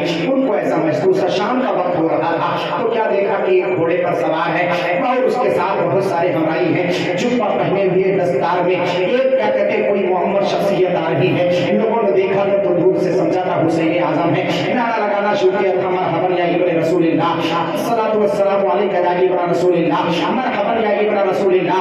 रवायत बयान की जा रही थी, बयान करते करते यहाँ तक कि वो शाम का वक्त भी, यानी शाम के अंधेरे छाए जा रहे थे और उजाला दूर होता जा रहा था और वो करीब से करीब तर होता जा रहा था। आते गए और करीब आया वो शख्स। आने के बाद उबैदुल्लाह इब्न ज़ियाद जब कूफे में दाखिल हुआ तो लोगों ने यकीन अस्सलातु वस्सलामु अलैका या इब्न रसूलिल्लाह, अस्सलातु वस्सलामु अलैका या इब्न रसूलिल्लाह, मरहबन या इब्न रसूलिल्लाह। लोगों ने बयान करना शुरू किया। लोगों ने क्या कहते हैं, आवाज देना शुरू किया। एक वक्त ऐसा आया कि कूफा वाले बहुत सारे लोग जमा हो गए। सबको लगा कि इमाम हुसैन सरकार आ चुके हैं। कूफे वाले जमा हो गए, देखा रास्ता नहीं मिल रहा है, जाने के लिए रास्ता नहीं छूट रहा है। तब उसके चाहने वाले में से एक ने बढ़ करके कहा था, अरे ये इमाम हुसैन नहीं बल्कि उबैदुल्लाह इब्न ज़ियाद है, जो कूफे का गवर्नर बना करके भेजे गए हैं। इतना सुनना था, ऐसा महसूस हो रहा था कूफे वालों के पैरों तले जमीन खिसक गई हो। उबैदुल्लाह इब्न ज़ियाद का आना कोई आम बात न था, आम बात न थी, बल्कि हकीकत में फितरों का फैलाना था। हकीकत में कूफा वालों के लिए मुश्किलात का सामना था। उबैदुल्लाह इब्न ज़ियाद का नाम जैसे ही कूफा वाले ने सुना था, सब ये क्या कहते हैं, एक के बाद दीगरे दूसरी तरफ चलने लगे। क्योंकि जब से उबैदुल्लाह इब्न ज़ियाद चल करके आया था, देख रहा था कौन नारा लगा रहा है, कौन आगे बढ़ करके इस्तेमाल कर रहा है। सबको अपनी निगाहों से पहचानता चला जा रहा था। गवर्नर हाउस की तरफ बढ़ता चला जा रहा था, बढ़ता चला जा रहा था। जब करीब आया तो जब ऐलान किया गया कि ये इमाम हुसैन नहीं बल्कि उबैदुल्लाह इब्न ज़ियाद है, तो लोग अपने अपने घर चले गए। जब गवर्नर हाउस में आया, आने के बाद उसने माजूल किया हजरत सैयदना नुमान बिन बशीर को। माजूल करने के बाद खुद तख्ते खिलाफत पर बैठा। बैठने के बाद सुबह उसने निकल करके कूफे में तकरीर की थी, खबरदार यजीद के खिलाफ अगर कोई हुआ तो उबैदुल्लाह इब्न ज़ियाद को यजीद ने वाली बनाकर यहाँ का गवर्नर बना करके भेजा है। अगर यजीद के खिलाफ कोई गया तो खबरदार उबैदुल्लाह इब्न ज़ियाद उससे सख्त मुहासबा करेगा। उसकी जिंदगी, उसके बच्चे यतीम हो जाएंगे, बीवियां बेवा हो जाएगी। ये सुन करके कूफे वालों के होश उड़ गए थे। जिन लोगों ने इमाम सैयदना मुस्लिम इब्न हबीब के हाथों बयान की थी, वो सोच रहे थे अब करें तो क्या करें। उबैदुल्लाह इब्न ज़ियाद बहुत सख्त आदमी है। रवायत बयान की जाती उसने 2 ही 3 दिन में पूरे कूफे को कंट्रोल कर लिया था। कंट्रोल करने के बाद ये हुआ था, किसके घर मुस्लिम इब्न अकील है, पहले उनको लेकर के आया जाए। रवायत बयान की जाती है जब इतना सुना था हजरत सैयदना मुस्लिम इब्न अकील ने कि मेरी तलाश में आया है और मुझे बुरा भला कहता है, तो मुख्तार बिन उबैदुल्लाह के घर को छोड़ करके चले गए थे। आप हानी इब्न उर्वा के घर चले गए। वो वक्त का अपने कबीले का सरदार था हानी इब्न उर्वा, उसके घर चले गए थे। आप उसके घर पे तशरीफ फरमा थे। इब्न ज़ियाद ने अपने जासूसों को भेज रखा था कि जाओ मुस्लिम इब्न अकील का पता लगाओ, कहाँ है, पकड़ करके मेरे पास लेकर के आओ। लेकिन मुस्लिम इब्न अकील का पता किसी को नहीं लग रहा था। ये और बात है कि हानी इब्न उर्वा के जो पुराने मरासिम थे, पुरानी रवायत थी या पुराने चाहत थे, पुरानी मुलाकात थी, वो उबैदुल्लाह इब्न ज़ियाद के पास थी। वो उबैदुल्लाह इब्न ज़ियाद को जानता था, पहले से उसके मरासिम थे। इसके बावजूद वो अपनी बीमारी की अलालत के बाबत वो अपने घर पे बैठे हुए थे, मुलाकात करने की खातिर नहीं गए थे। तब एक वक्त ऐसा आया, उसने अपने क्या कहते हैं शामी गुलाम माक़ल इब्न यसार को दिया था, 3000 दीनार दिया था। और दीनार देने के बाद कहा था जाओ इमाम मुस्लिम की खबर लेकर के आओ, वो है कहाँ, किसके घर पे है। वो बंदा जाता है, इतना होशियार होता, सबसे पहले मस्जिद में जाता है। मस्जिद के जाने के बाद देखता है बंदे किनारे एक शख्स है जो खूबरू है और हसीन चेहरे वाला है।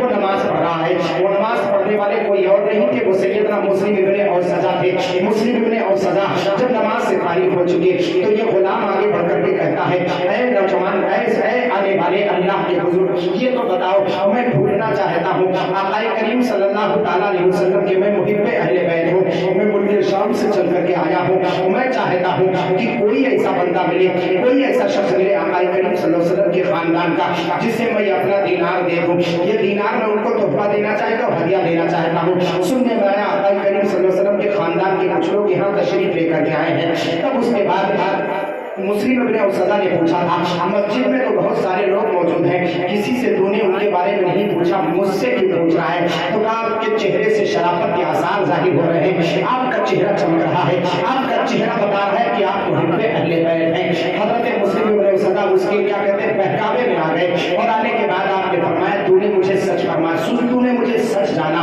अच्छे तरीके से तूने मुझे पहचान लिया है, इतना सुनना था। सैयदना इमाम मुस्लिम रज़ियल्लाहु अन्हु के पास लेकर के गए, वो गया और जाने के बाद उसने बाकायदा बयान की। बयान करने के बाद 3000 दीनार भी दिए। देने के बाद का हुजूर मैं रोजाना सुबह आया करूंगा, सबसे पहले सबसे सुबह जो आता था वो वही था, गुलाम था, क्योंकि उसे दिन भर की खबर को ले जाकर के जासूसी करना था उबैदुल्लाह इब्ने ज़ियाद के घर। जब वो दिन उनकी जासूसी हो गई तो पता चला हानी इब्ने उर्वा के घर मुस्लिम इब्ने अकील मौजूद हैं। तब दूसरे दिन उबैदुल्लाह इब्ने ज़ियाद ने हानी इब्ने उर्वा को बुलावा भेजा कि जाओ उनको बुला करके ले आया जाए। जब हानी इब्ने उर्वा को बुलाया गया, बुलाने के बाद जब अंदर लाया गया, अकेले आए कि उनको कोई डर और खौफ महसूस नहीं था। उन्हें पता नहीं था कि उबैदुल्लाह इब्ने ज़ियाद को पता है कि मेरे घर हज़रत सैयदना इमाम मुस्लिम इब्ने अकील हैं, उन्हें पता नहीं था। वो गए अकेले। जाने के बाद जब गवर्नर हाउस में पहुंचते हैं तो क्या देखते हैं, इन्होंने सलाम किया, उसने जवाब न दिया, उसकी आंखों में तेवर और चेहरा उसका सुर्ख था।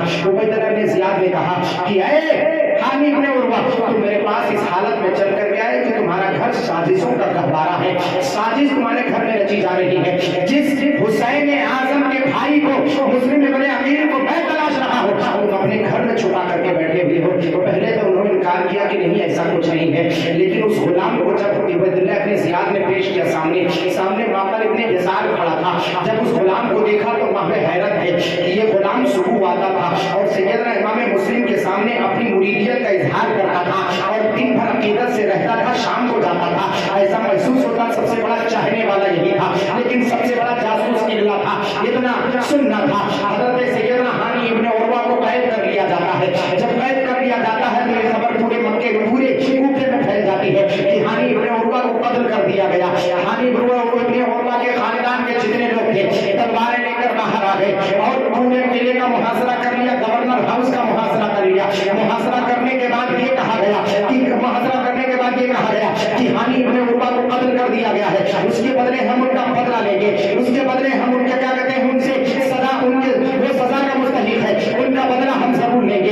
ये सारी कैफियत बयान ही हो रही थी, ये सारी कैफियत बयान हो रही थी। तब उसने सबसे पहले काजी शुरैह को अपने पास बुलाया। बुलाने के बाद कहा जाओ, जाने के बाद लोगों को बताओ हानी इब्ने उर्वा से मुलाकात करके जाने के बाद बताओ लोगों को कि हानी इब्ने उर्वा को कत्ल नहीं किया गया है, किसी बना पर उन्हें कैद कर दिया गया है, अंदर करने नजर बंद कर दिया गया है, लिहाजा जाकर के तो उनकी तस्दीक कराओ। जब हानी इब्ने उर्वा के कबीले के जो लोग तलवार निकाले भी नंगी तलवार के साथ मौजूद थे, उनको आकर के बताया गया कि नहीं हानी इब्ने उर्वा को कत्ल नहीं किया गया है, वो तो जिंदा का हयात है। बल्कि हानी इब्ने उर्वा ने कुछ खबर पहुंचाई थी कि जाकर के लोगों से मेरी खबर को पहुंचा देना, लेकिन उसके साथ उबैदुल्लाह इब्ने ज़ियाद का एक जासूस था जिसके सबब बता नहीं पाए थे। जब ये खबर पहुंची कि हानी इब्ने उर्वा सलामत है तो लोग वापस चले आए। दूसरे दिन सैयदना मुस्लिम इब्ने अकील तकरीबन 40,000 अपने साथियों के साथ पूरे गवर्नर हाउस का घेराव कर लिया था। जब घेराव कर लिया था तो जिन सरदारों को उबैदुल्लाह इब्ने ज़ियाद ने कैद किया था उनको छत पर फेंका, कहा जाओ अपने खानदान के लोगों को वापस कराओ, अगर तुम्हारे खानदान के लोग वापस नहीं गए तो तुम सबके जान को, तुम सबके सर को तन से जुदा कर दिया जाएगा, सबके बच्चों को यतीम, सबकी बीवियों को बेवा कर दिया जाएगा। इतना सुनना था, लोग मौत के डर से छत पर चढ़े। चढ़ने के बाद उसी गवर्नर हाउस के छत पे कहा था मेरे खानदान वालों मैं सही सलामत हो, तुम लोग वापस चले जाओ, मुस्लिम इब्ने अकील का साथ मत दो। रवायत यहाँ तक बयान की जाती है कि इमाम मुस्लिम के खिलाफ भड़काने में लोग इतना कामयाब हो गए कि मगरिब के वक्त जब मस्जिद कूफा में सैयदना इमाम मुस्लिम जमात के लिए खड़े हुए थे तो पीछे तकरीबन 500 लोग मौजूद थे, आपके पीछे इमामत की इक्तदा कर रहे थे। लेकिन जब आपने सलाम फेरा था तो कोई एक बंदा भी मस्जिद में मौजूद नहीं था, कोई आपके पीछे मुताबात करने वाला नहीं था। यहाँ तक कि उबैदुल्लाह इब्ने ज़ियाद का खौफ उनके दिल में समा गया था। क़यामत तक कूफा वालों की दुश्मनी को याद किया जाएगा।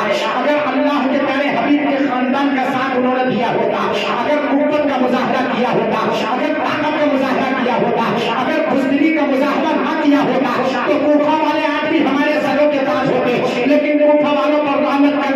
برسائی جا رہی ہے، آج بھی برسائی جا رہی ہے، قیامت تک لعنت برسائی جاتی رہے گی، کیونکہ جس مسلم ابن عقیل کا ساتھ 40,000 لوگوں نے دیا تھا، شام کو 500 لوگ موجود تھے، سلام پھیرنے کے بعد کوئی ایک بندہ وہاں پر موجود نہ تھا، تب حضرت سیدنا مسلم ابن عقیل نے سوچا اب کوفہ والے ہماری اتباع نہیں کیے۔ حضرت مسلم ابن عقیل سوچتے تھے تو آنکھوں سے آنسو کے خطرات جاری ہوتے تھے، اس لیے نہیں بلکہ اس لیے جاری ہوتے تھے کہ میں نے پیارے مصطفیٰ کے چہیتے بیٹے کو خط لکھ کر کے بھیج دیا ہے کہ کوفہ کے ماحول بالکل درست ہے، لیکن کوفہ کا تو پاسا پلٹ گیا ہے، کوفہ کا ماحول ہی بگڑ گیا ہے۔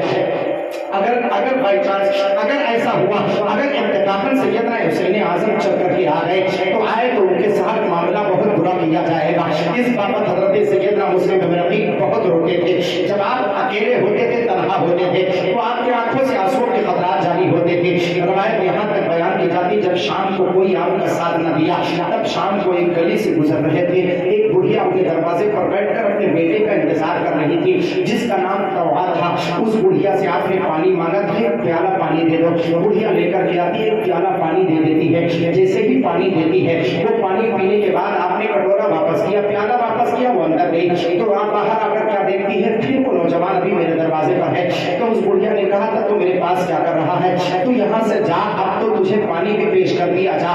تب تک سیدنا مسلم ابن عقیل نے کہا یہاں پر میرا نہ تو کوئی گھر ہے، نہ تو یہاں میرا کوئی چاہنے والا ہے۔ بڑھیا نے پوچھا تھا تو آخر ہے کون جو یہاں چل کر کے آیا ہے، کون ہے بتا تو ذرا صحیح۔ آپ نے فرمایا تھا میں ہی مسلم ابن عقیل ہوں۔ اتنا سننا تھا اس بڑھیا نے کہا تھا حضور اندر تشریف لے کر کے آئے، کئی اس نے سب سے شاندار اور کیا کہتے ہیں بستر کو بچھایا، کھانا کھلائے، کھانا پیش کیا، لیکن سیدنا مسلم ابن عقیل کھانا نہیں کھائے، کیونکہ کیسے وہ لقمہ اندر جائے۔ آپ نے ایسے جو کام کیے تھے، امام حسین کو جو خط بھیجا تھا اور آپ ایسے ڈر پہ آ گئے تھے کہ آپ کے چاروں طرف موت کیا کہتے ہیں چاروں طرف تباہ کر رہی تھی، کیونکہ ابن زیاد تمام لوگوں کو، تمام جاسوسوں کو بھیج رکھا تھا کہ مسلم ابن عقیل کو میرے پاس لایا جائے۔ ایک پورا تک تاریخ کے اوراق گواہی دیتے ہیں وہ بڑھیا انتظار جس بیٹے کا کر رہی تھی، وہ بیٹا بڑا بدبخت تھا، وہ شرابی تھا، وہ شراب پی کر کے اپنے گھر پہ آیا، اپنے ماں کے پاس آیا تو ماں بار بار اسی کمرے میں جا رہی تھی۔ ماں سے پوچھا کہ ماں وہ کون ہے، آخر کس کمرے میں جا تو کیا کر رہی ہے۔ ماں نے باتوں کو ٹال دیا، وہ لیٹا ہوا تھا، لیٹا رہتے جب ماں نے ماں سے زیادہ اصرار کیا کہ ماں بتا تو ذرا صحیح آخر کیا ہے اندر، کچھ تو بتا تو ذرا صحیح۔ ماں نے بتایا بیٹے خاموش رہنا، کسی سے نہیں بتانا۔ سیدنا مسلم ابن عقیل ہے جو پیارے مصطفیٰ کے خاندان کے ہیں، میرے گھر تشریف لائے، میرے مقدر کا تو ستارہ بلند ہو گیا ہے، سیدنا امام مسلم میرے گھر ہے۔ ماں کو کیا پتا تھا کہ یہی شرابی بیٹا سکول جا کر کے گورنر ہاؤس میں اس خبر کو پھیلا دے گا۔ گیا اور جانے کے بعد محمد بن اشعث تک صبح خبر دی، جیسے ہی صبح کی سفیدی نمودار ہوئی، محمد بن اشعث جا کر کے پہنچتا گورنر ہاؤس اور کہتا ہے اوے ابن زیاد مجھے پتا ہے کہ مسلم ابن عقیل کہاں ہے، کہاں توعا کے گھر ہے، کہاں اس بڑھیا کے گھر ہے، کہاں ٹھیک ہے، لے کر کے جاؤ، ایک پوری فوج لے کر کے بھیجا، توعا کے گھر کو گھیر لیا گیا۔ جب گھوڑوں کی ٹاپوں کی آواز کو سنا تھا مسلم ابن عقیل نے تو گھر سے باہر نکلے تھے، نکلنے کے بعد آپ نے فرمایا تھا تم لوگ چاہتے کیا ہو، کہا تم گورنر ہاؤس میں چلو، کہا میں اپنے آپ کو سپرد نہیں کروں گا۔ تلوار لیا اور مقابلہ کرنے لگے، فوج کے کچھ لوگ اندر داخل ہونا چاہ رہے تھے، مسلم ابن عقیل نے اپنے تلوار رکھی، تلوار سے ان کا مقابلہ کیا تھا، ان کو پیچھے ہٹایا تھا، دوسری مرتبہ فوج کے لوگ اندر آنا چاہ رہے تھے، پھر آپ نے انہیں باہر ڈھکیل کر کے اپنے تلوار کے زور سے کیا تھا، مگر کچھ دیر کے بعد وہ تلوار اور تیر و تلوار کی بارش کرتے رہے، جہاں تک کہ وہ فوجی اس حالت پر آ گئے تھے کہ چھت پر چڑھ گئے، وہاں سے انہوں نے پتھر پھینکنا شروع کیا اور پتھر پھینکنے کے بعد کچھ لکڑیاں جلا کر کے سیدنا مسلم ابن عقیل پر بھیجنا شروع کیا، یعنی ڈالنا شروع کیا۔ اتنا سننا تھا، امام مسلم ابن عقیل نے جب اوپر دیکھا تو کہا عورتوں کی طرح لڑنے والے تم مجاہدین نہیں ہو، تم مرد نہیں ہو، تم تو عورتوں کی طرح لڑتے ہو، یہ آگ جلا کر کے پھینکنا یہ مردوں کا کام نہیں ہے، مردوں کا کام یہ ہے تلوار لے کر سامنے آنا، تلوار لے کر ننگی تلوار لے کر دروازے سے باہر ہوتے ہیں اور باہر ہونے کے بعد کہتے ہیں کسی میں دم جو مسلم ابن عقیل کا مقابلہ کرے، پوری فوج چاروں طرف سے آپ کو گھیر لیتی ہے، تیر و تلوار کی بارش ہو رہی ہے، تب اس کے بعد چل کر کے آگے بڑھا کا ایک عمر نامی شخص تھا جس نے آگے بڑھ کر کے آپ کے وار کیا تھا، آپ کے اوپر کا ہوٹ کر کر کے نیچے کے ہوٹ میں بھی زخمی ہوئے تھے، دو ہاتھ آپ کے ٹوٹ کر کے وہیں گر پڑے تھے، تب آپ کیا کہتے ہیں آپ نے اپنے ہاتھ کو دیوار سے ٹیک لگا کر کے اللہ تبارک و تعالیٰ کے بارگاہ میں شکر ادا کیا تھا، مولا ظالم کے ہاتھ میں نے بیعت نہیں کی ہے، ظالم کے ہاتھ میں سر نہیں جھکایا ہے، تیری بارگاہ میں میں راہے کیا کہتے ہیں قوت کے ساتھ مظاہرہ کر رہا ہوں۔ تب اس کے بعد محمد بن اشعث نے کہا تھا اے مسلم ابن عقیل آپ برا نہ مانے تو آپ سے بات کہوں، کہنا کیا چاہتے चाहते हो? कहा तुम्हारे लिए अमान है, तुम्हारे लिए अमान है, तुम्हें कोई तकलीफ नहीं होगी, यहाँ से गवर्नर हाउस चलो, तुम्हें तकलीफ नहीं दिया जाएगा, तुम्हें परेशानी नहीं दी जाएगी, चलो तो जरा सही। जब देखा कि वो अमान दे रहा है, कहा तुम लोग अमान देते हो उसके बाद छोड़ देते हो, तुम्हारा वादा कोई वादा है, मैं कैसे मान लूं कि तुम्हारे लिए अमान है? तब उसने कसम खा करके कहा नहीं मुस्लिम इब्न अकील तुम्हारे लिए अमान है, अमान है, अमान है,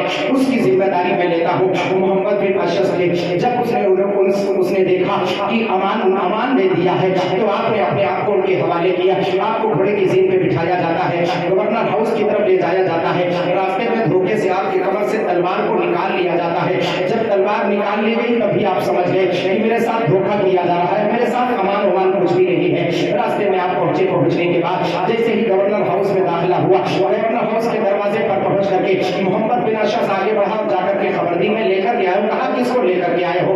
कहा मैं मुस्लिम इब्न अकील को लेकर के आया हूँ। तारीख के औराक गवाही देते हैं। कहा मुस्लिम इब्न अकील को लेकर आए हो? कहाँ लेकर के आया हूँ?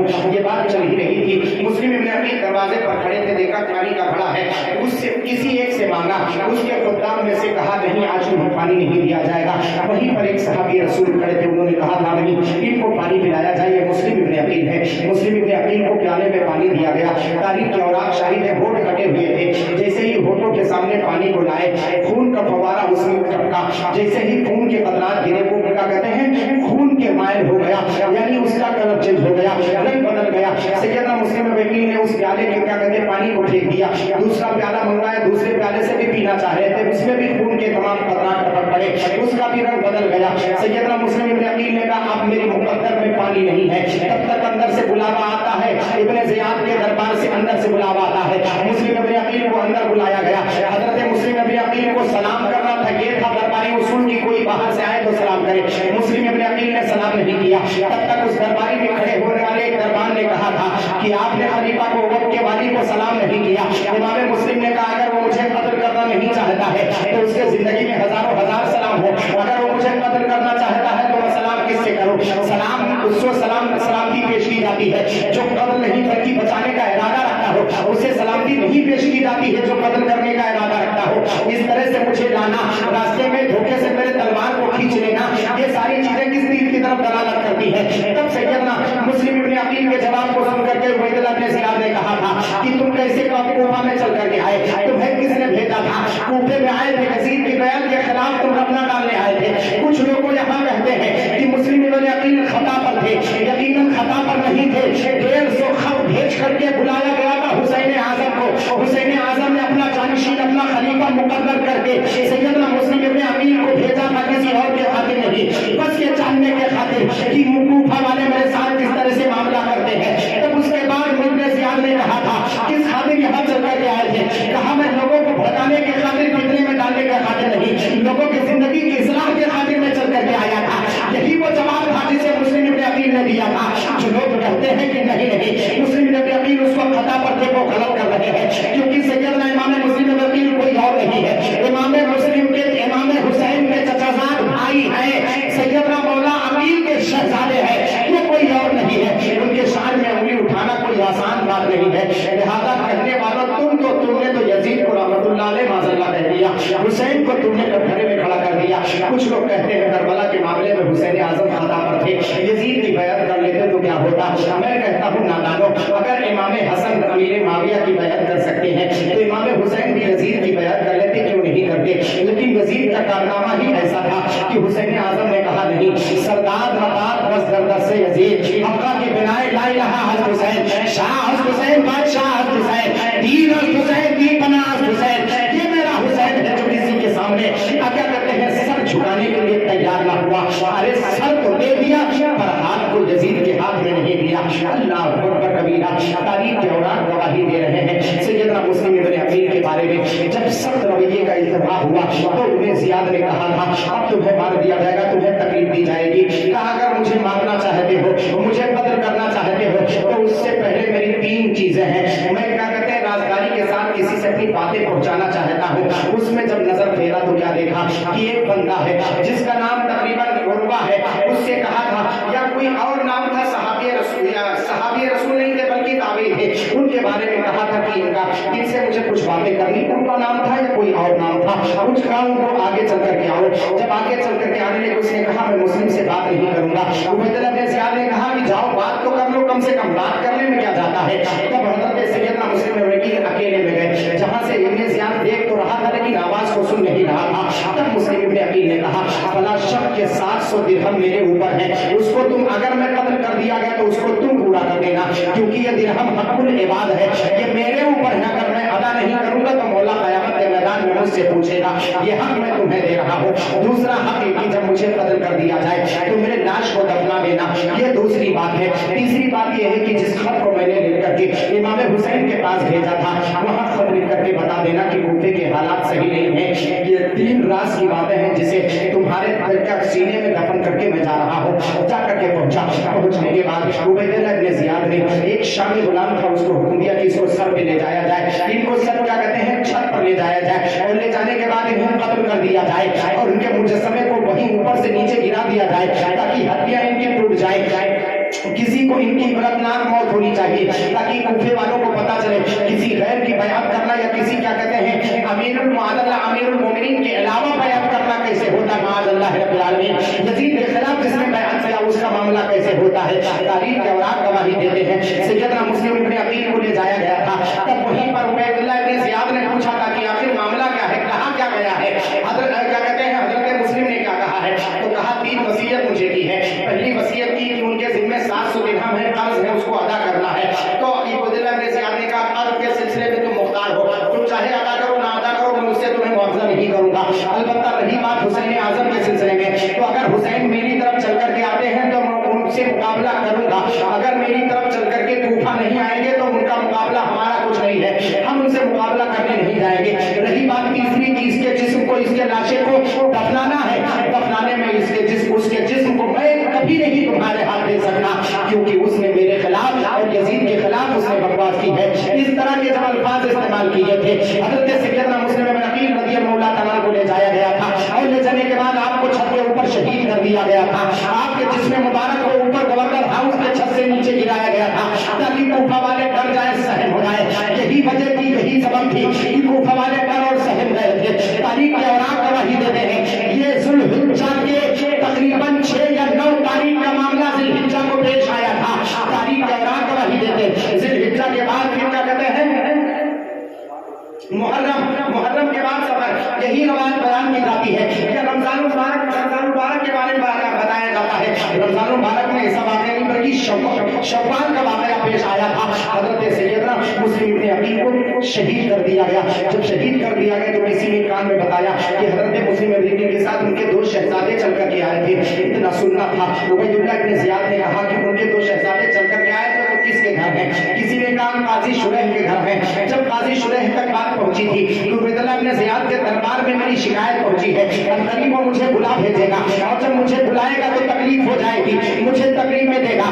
تو شام کے وقت باب العراقین سے ایک قافلہ جانے والا تھا، عبید اللہ بن قاضی شریح نے اپنے بیٹے کو بھیجا، کہا لے جاؤ ان دونوں بچوں کو اس قافلے کے گرد کر دو، وہ قافلہ مدینہ جائے گا، دونوں بچے قافلہ پہنچ جائیں، قافلے کے ساتھ مدینہ پہنچ جائیں گے، ورنہ یہاں رہیں گے تو انہیں تکلیف پہنچے گی، انہیں بہت سخت تکلیف دی جائے گی، برداشت نہیں کر پائیں گے۔ اس کا بیٹا لے گیا، لے جانے کے بعد مغرب کے وقت جب باب العراقین میں پہنچا تو پتا چلا قافلہ جا چکا ہے۔ تیزی سے آگے بڑھا، آگے بڑھ کر کے دیکھا دھول اڑ رہا ہے، قافلہ سامنے جا رہا ہے۔ بچوں سے کہا بچوں دیکھو وہ قافلہ سامنے جا رہا ہے، وہ چلے جاؤ، وہ مدینہ قافلہ جائے گا، تم اپنے نانا جان کے مدینہ پہنچ جاؤ گے، تمہیں کوئی تکلیف نہیں ہوگی۔ بچے دوڑے تو، لیکن قدرت کو جو منظور تھا وہی ہونا تھا۔ مدعی لاکھ برا چاہے تو کیا ہوتا ہے، وہی ہوتا ہے جو منظور خدا ہوتا ہے۔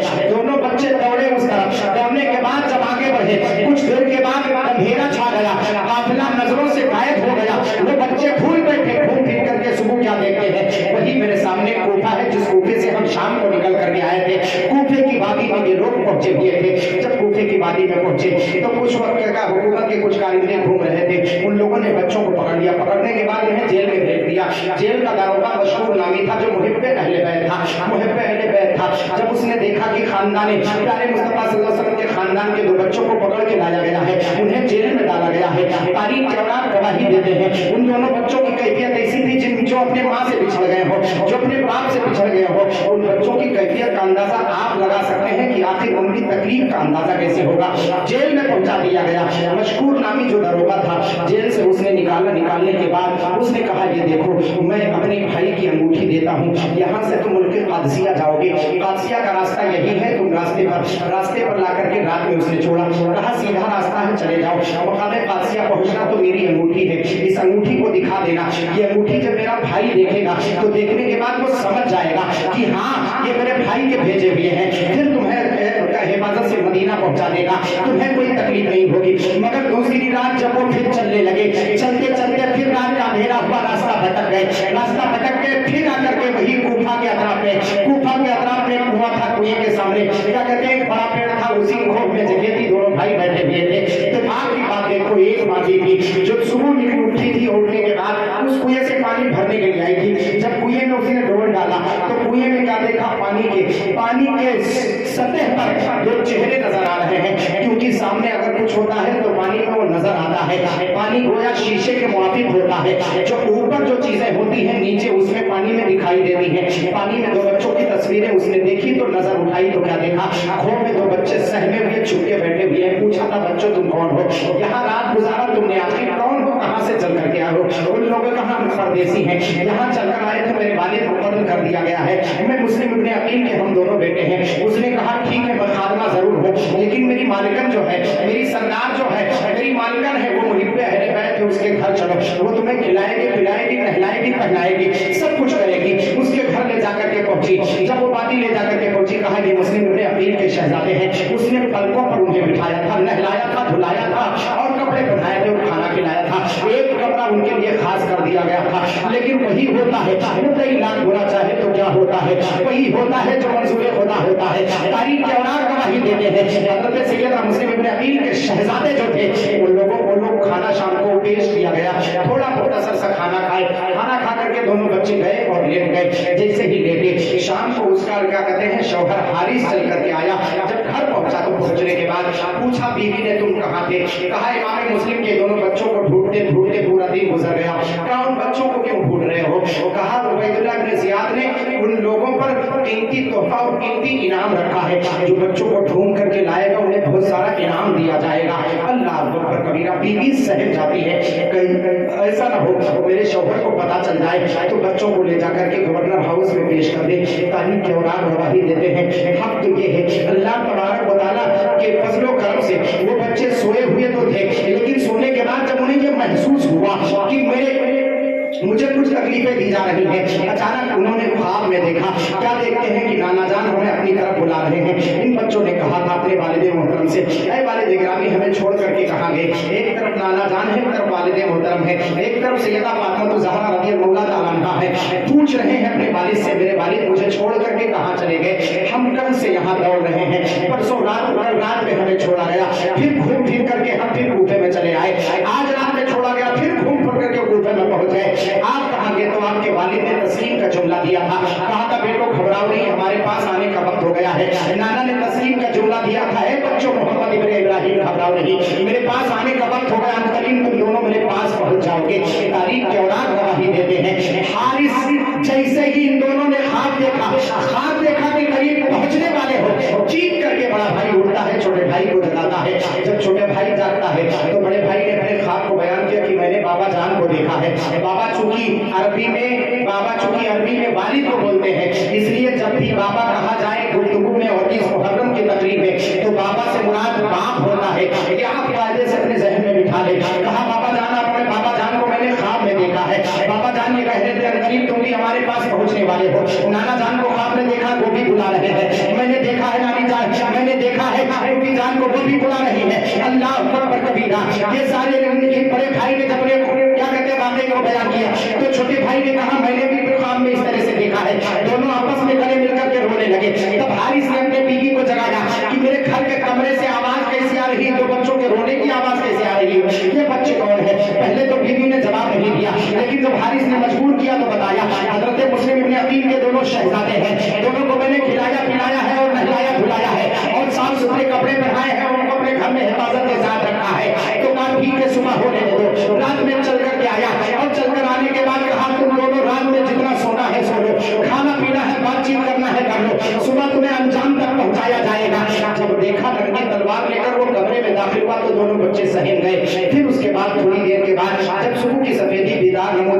ہے تو پاتا ہے بچوں کو گھسیٹ کر کے کمرے سے باہر نکالتا ہے. وہ بچے جب دیکھتے ہیں کہ ننگی تلوار اس کے ہاتھ میں ہے تو زاروں پتان رونے لگتے ہیں اور اس سے تڑپ تڑپ کر کے رونے لگتے ہیں اور اس سے اپنی زندگی کی بھیک مانگتے ہیں. کہتے ہیں نہیں میرے ساتھ اس طرح سے ظلم مت کرو. بچوں کو کیا پتا بچوں کی زندگی ایک کی عمر 6 سال ایک کی عمر 8 سال ہے.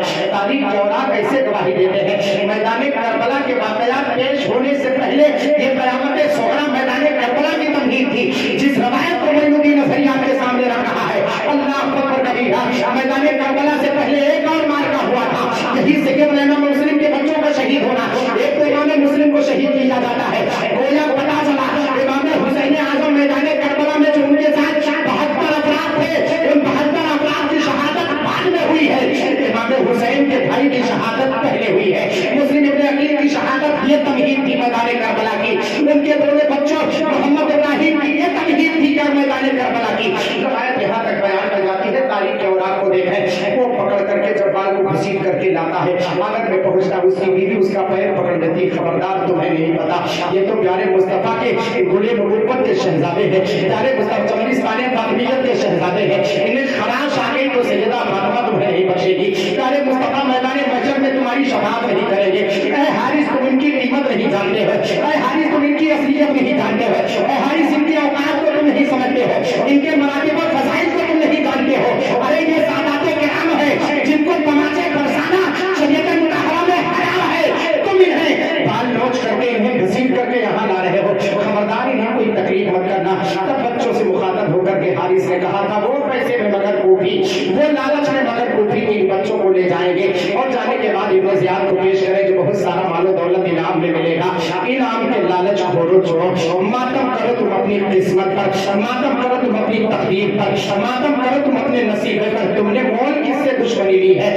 دشمنی مول کسی اور سے نہیں لیا ہے. تم نے صرف پیغمبر سے لیا ہے. مصطفیٰ نانا جان کے نوازوں سے لیا ہے. نانا جان کے شہزادوں سے لیا ہے. کسی اور سے نہیں لیا ہے. آقا بیان فرماتے من مات علی حب آل محمد صلی اللہ علیہ وسلم مات مومنا. جو پیارے مصطفیٰ صلی اللہ علیہ وسلم کے اولاد کے محبت میں مر جائے وہ مومن ہو کر کے مرتا ہے. وہ شہید ہو کر کے مرتا ہے. آگے آقا فرماتے ہیں من مات علی حب آل محمد صلی اللہ علیہ وسلم مات کافرا. جو پیارے جو اللہ کے پیارے محبوب کے بچوں کی دشمنی میں مرے وہ جب کافر ہو کر کے مرتا ہے. اللہ اکبر کبیرہ.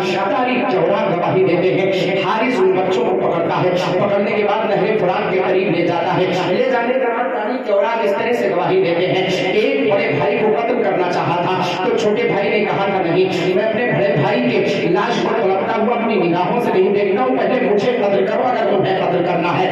تو چھوٹے بھائی کو دیکھ کر کے بڑے بھائی نے کہا تھا نہیں بڑا میں ہوں. میں اپنے چھوٹے بھائی کے تڑپتے لاشیں کو دیکھ نہیں سکتا ہوں. پہلے مجھے قتل کیا جائے. ایسے عالم میں تو انہیں ہوش کس نے سکھایا تھا؟ انہیں یہ آداب کس نے سکھائے تھے؟ انہیں یہ طریقہ کس نے سکھایا تھا کہ چھوٹے بڑے اور بڑپن کا لحاظ کیسے کیا جائے؟ ارے یہ کسی اور کے خاندان کے نہیں پیارے مصطفیٰ کے درسگاہ سے نکلے ہوئے تارکین تھے. کسی اور نے نہیں سکھایا تھا. جس کی نگاہوں کے سامنے مولا علی کی زندگی ہو, جن کی نگاہوں کے سامنے حضرت مسلم کی زندگی ہو, جن کی نگاہوں کے سامنے حضرت مولا عقیل کی زندگی ہو, جن کی نگاہوں کے سامنے پیارے مصطفیٰ کی زندگی ہو, آخر وہ اس درسگاہ سے باعث کیوں نہ ہو؟ آداب انہوں نے بہت پہلے سیکھے تھے. تب حارث کی چمکتی ہوئی تلوار اٹھی تھی. بڑے بھائی کو قتل کیا تھا. انا للہ و انا الیہ راجعون. پھر دوسرے بھائی کو بھی شہید کیا تھا. اس سے پہلے بیوی دوڑ کر کے آتی ہے, میدان میں پہنچتی نہر فرات کے کنارے اپنے شوہر کے پیر کو چھان لیتی ہے. چھاننے کے بعد کہتی شوہر نامدار میری زندگی آپ پر قربان ہو جائے, ان بچوں کو تکلیف مت دو ورنہ قسم خدا کی میدان قیامت میں نانا جان کے سامنے چہرہ لے کر کیسے جائیں گے. بیوی کو اس نے ٹھوکر مارا تھا, ایک درخت یا ایک پتھر کے اس پر جا کر کے اسے چوٹ لگی تھی, مدہوش ہو گئی تھی. تب بچوں کو اس نے شہید کیا تھا. جب شہید کیا تو شہید کرنے کے بعد جس میں پاک کی روایت بیان کی جاتی ہے فرات میں ڈال دیا گیا اور اس سر کو لا کر کے اس میں کیا کہتے ہیں جھولے میں رکھ کر کے ایک تشتری میں رکھ کر کے ابن زیاد کے پاس لایا گیا تھا. تاریخ کے اوراق گواہی دیتے ہیں کہ جب ابن زیاد کے بعد اس سر لایا گیا, لانے کے بعد ابن زیاد نے پوچھا یہ کیا ہے؟ کہا تمہارے لیے تحفہ ہے. کہا کیسا تحفہ ہے؟ کہا تمہارے دشمن کے بچوں کے سر ہے. کہا کون سے بچوں کے سر ہے؟ تب پردہ ہٹایا تھا, دیکھا تھا امام مسلم کے دونوں شہزادے ہیں. تب اس وقت ابن زیاد نے کہا تھا تمہیں قتل کرنے کو کس نے کہا تھا؟ ان کو شہید کرنے کو کس نے کہا تھا؟ میں نے میں نے یزید کو خط لکھ کر کے بھیج دیا ہے کہ مسلم ابن عقیل کے بچے کوفے میں ہیں، انہیں پکڑ کر کے قید کیا گیا، اگر یزید کا حکم نامہ آیا تو انہیں زندہ بھیج دیا جائے تو تم کس کو بھیجو گے؟ قتل کرنا تمہیں کس نے کہا تھا؟ تمہیں جان لینے کو کس نے کہا تھا؟ کہا میں حکومت کے لالچ میں، پیسوں کے لالچ میں نے ایسا کیا تھا۔ تب اس کے بعد عبیدہ ابن زیاد نے ایک خادم کو حکم دیا تھا، لے جاؤ اس کو بازار میں، اس کے گردن کو مار دیا جائے، حارث کے گردن کو بازار میں مار دیا جائے، کیونکہ بغیر کسی خطا کے ان بچوں کو اس نے قتل کیا ہے۔ حالات یہاں تک بتاتے ہیں سیدنا مسلم ابن عقیل کے بچوں کی کوئی خطا نہیں، اس اعتبار سے کوئی سیاسی اعتبار سے کوئی خطا نہ تھی، لیکن اس بچوں کو بھی شہید کیا تھا۔ میدان کربلا کے واقعات تو ابھی باقی ہیں، لیکن ابھی سے پتا چلتا ہے کہ کوفی ظلم کرنے میں تو اتنے ماہر تھے جنہوں نے بچوں کو بھی نہیں چھوڑا تھا، بلکہ حکومت اور پیسوں کی لالچ میں، ارے ایک رئی کی حکومت کے لالچ میں عمر بن سعد اپنے 18,000 لشکر کو لے کر میدان کربلا میں نکلا تھا۔ وہ عمر بن سعد 4,000 کے لشکری کو پہلے لے کر کے آیا گیا تھا، شمر بن جوشن وہاں سے لے کر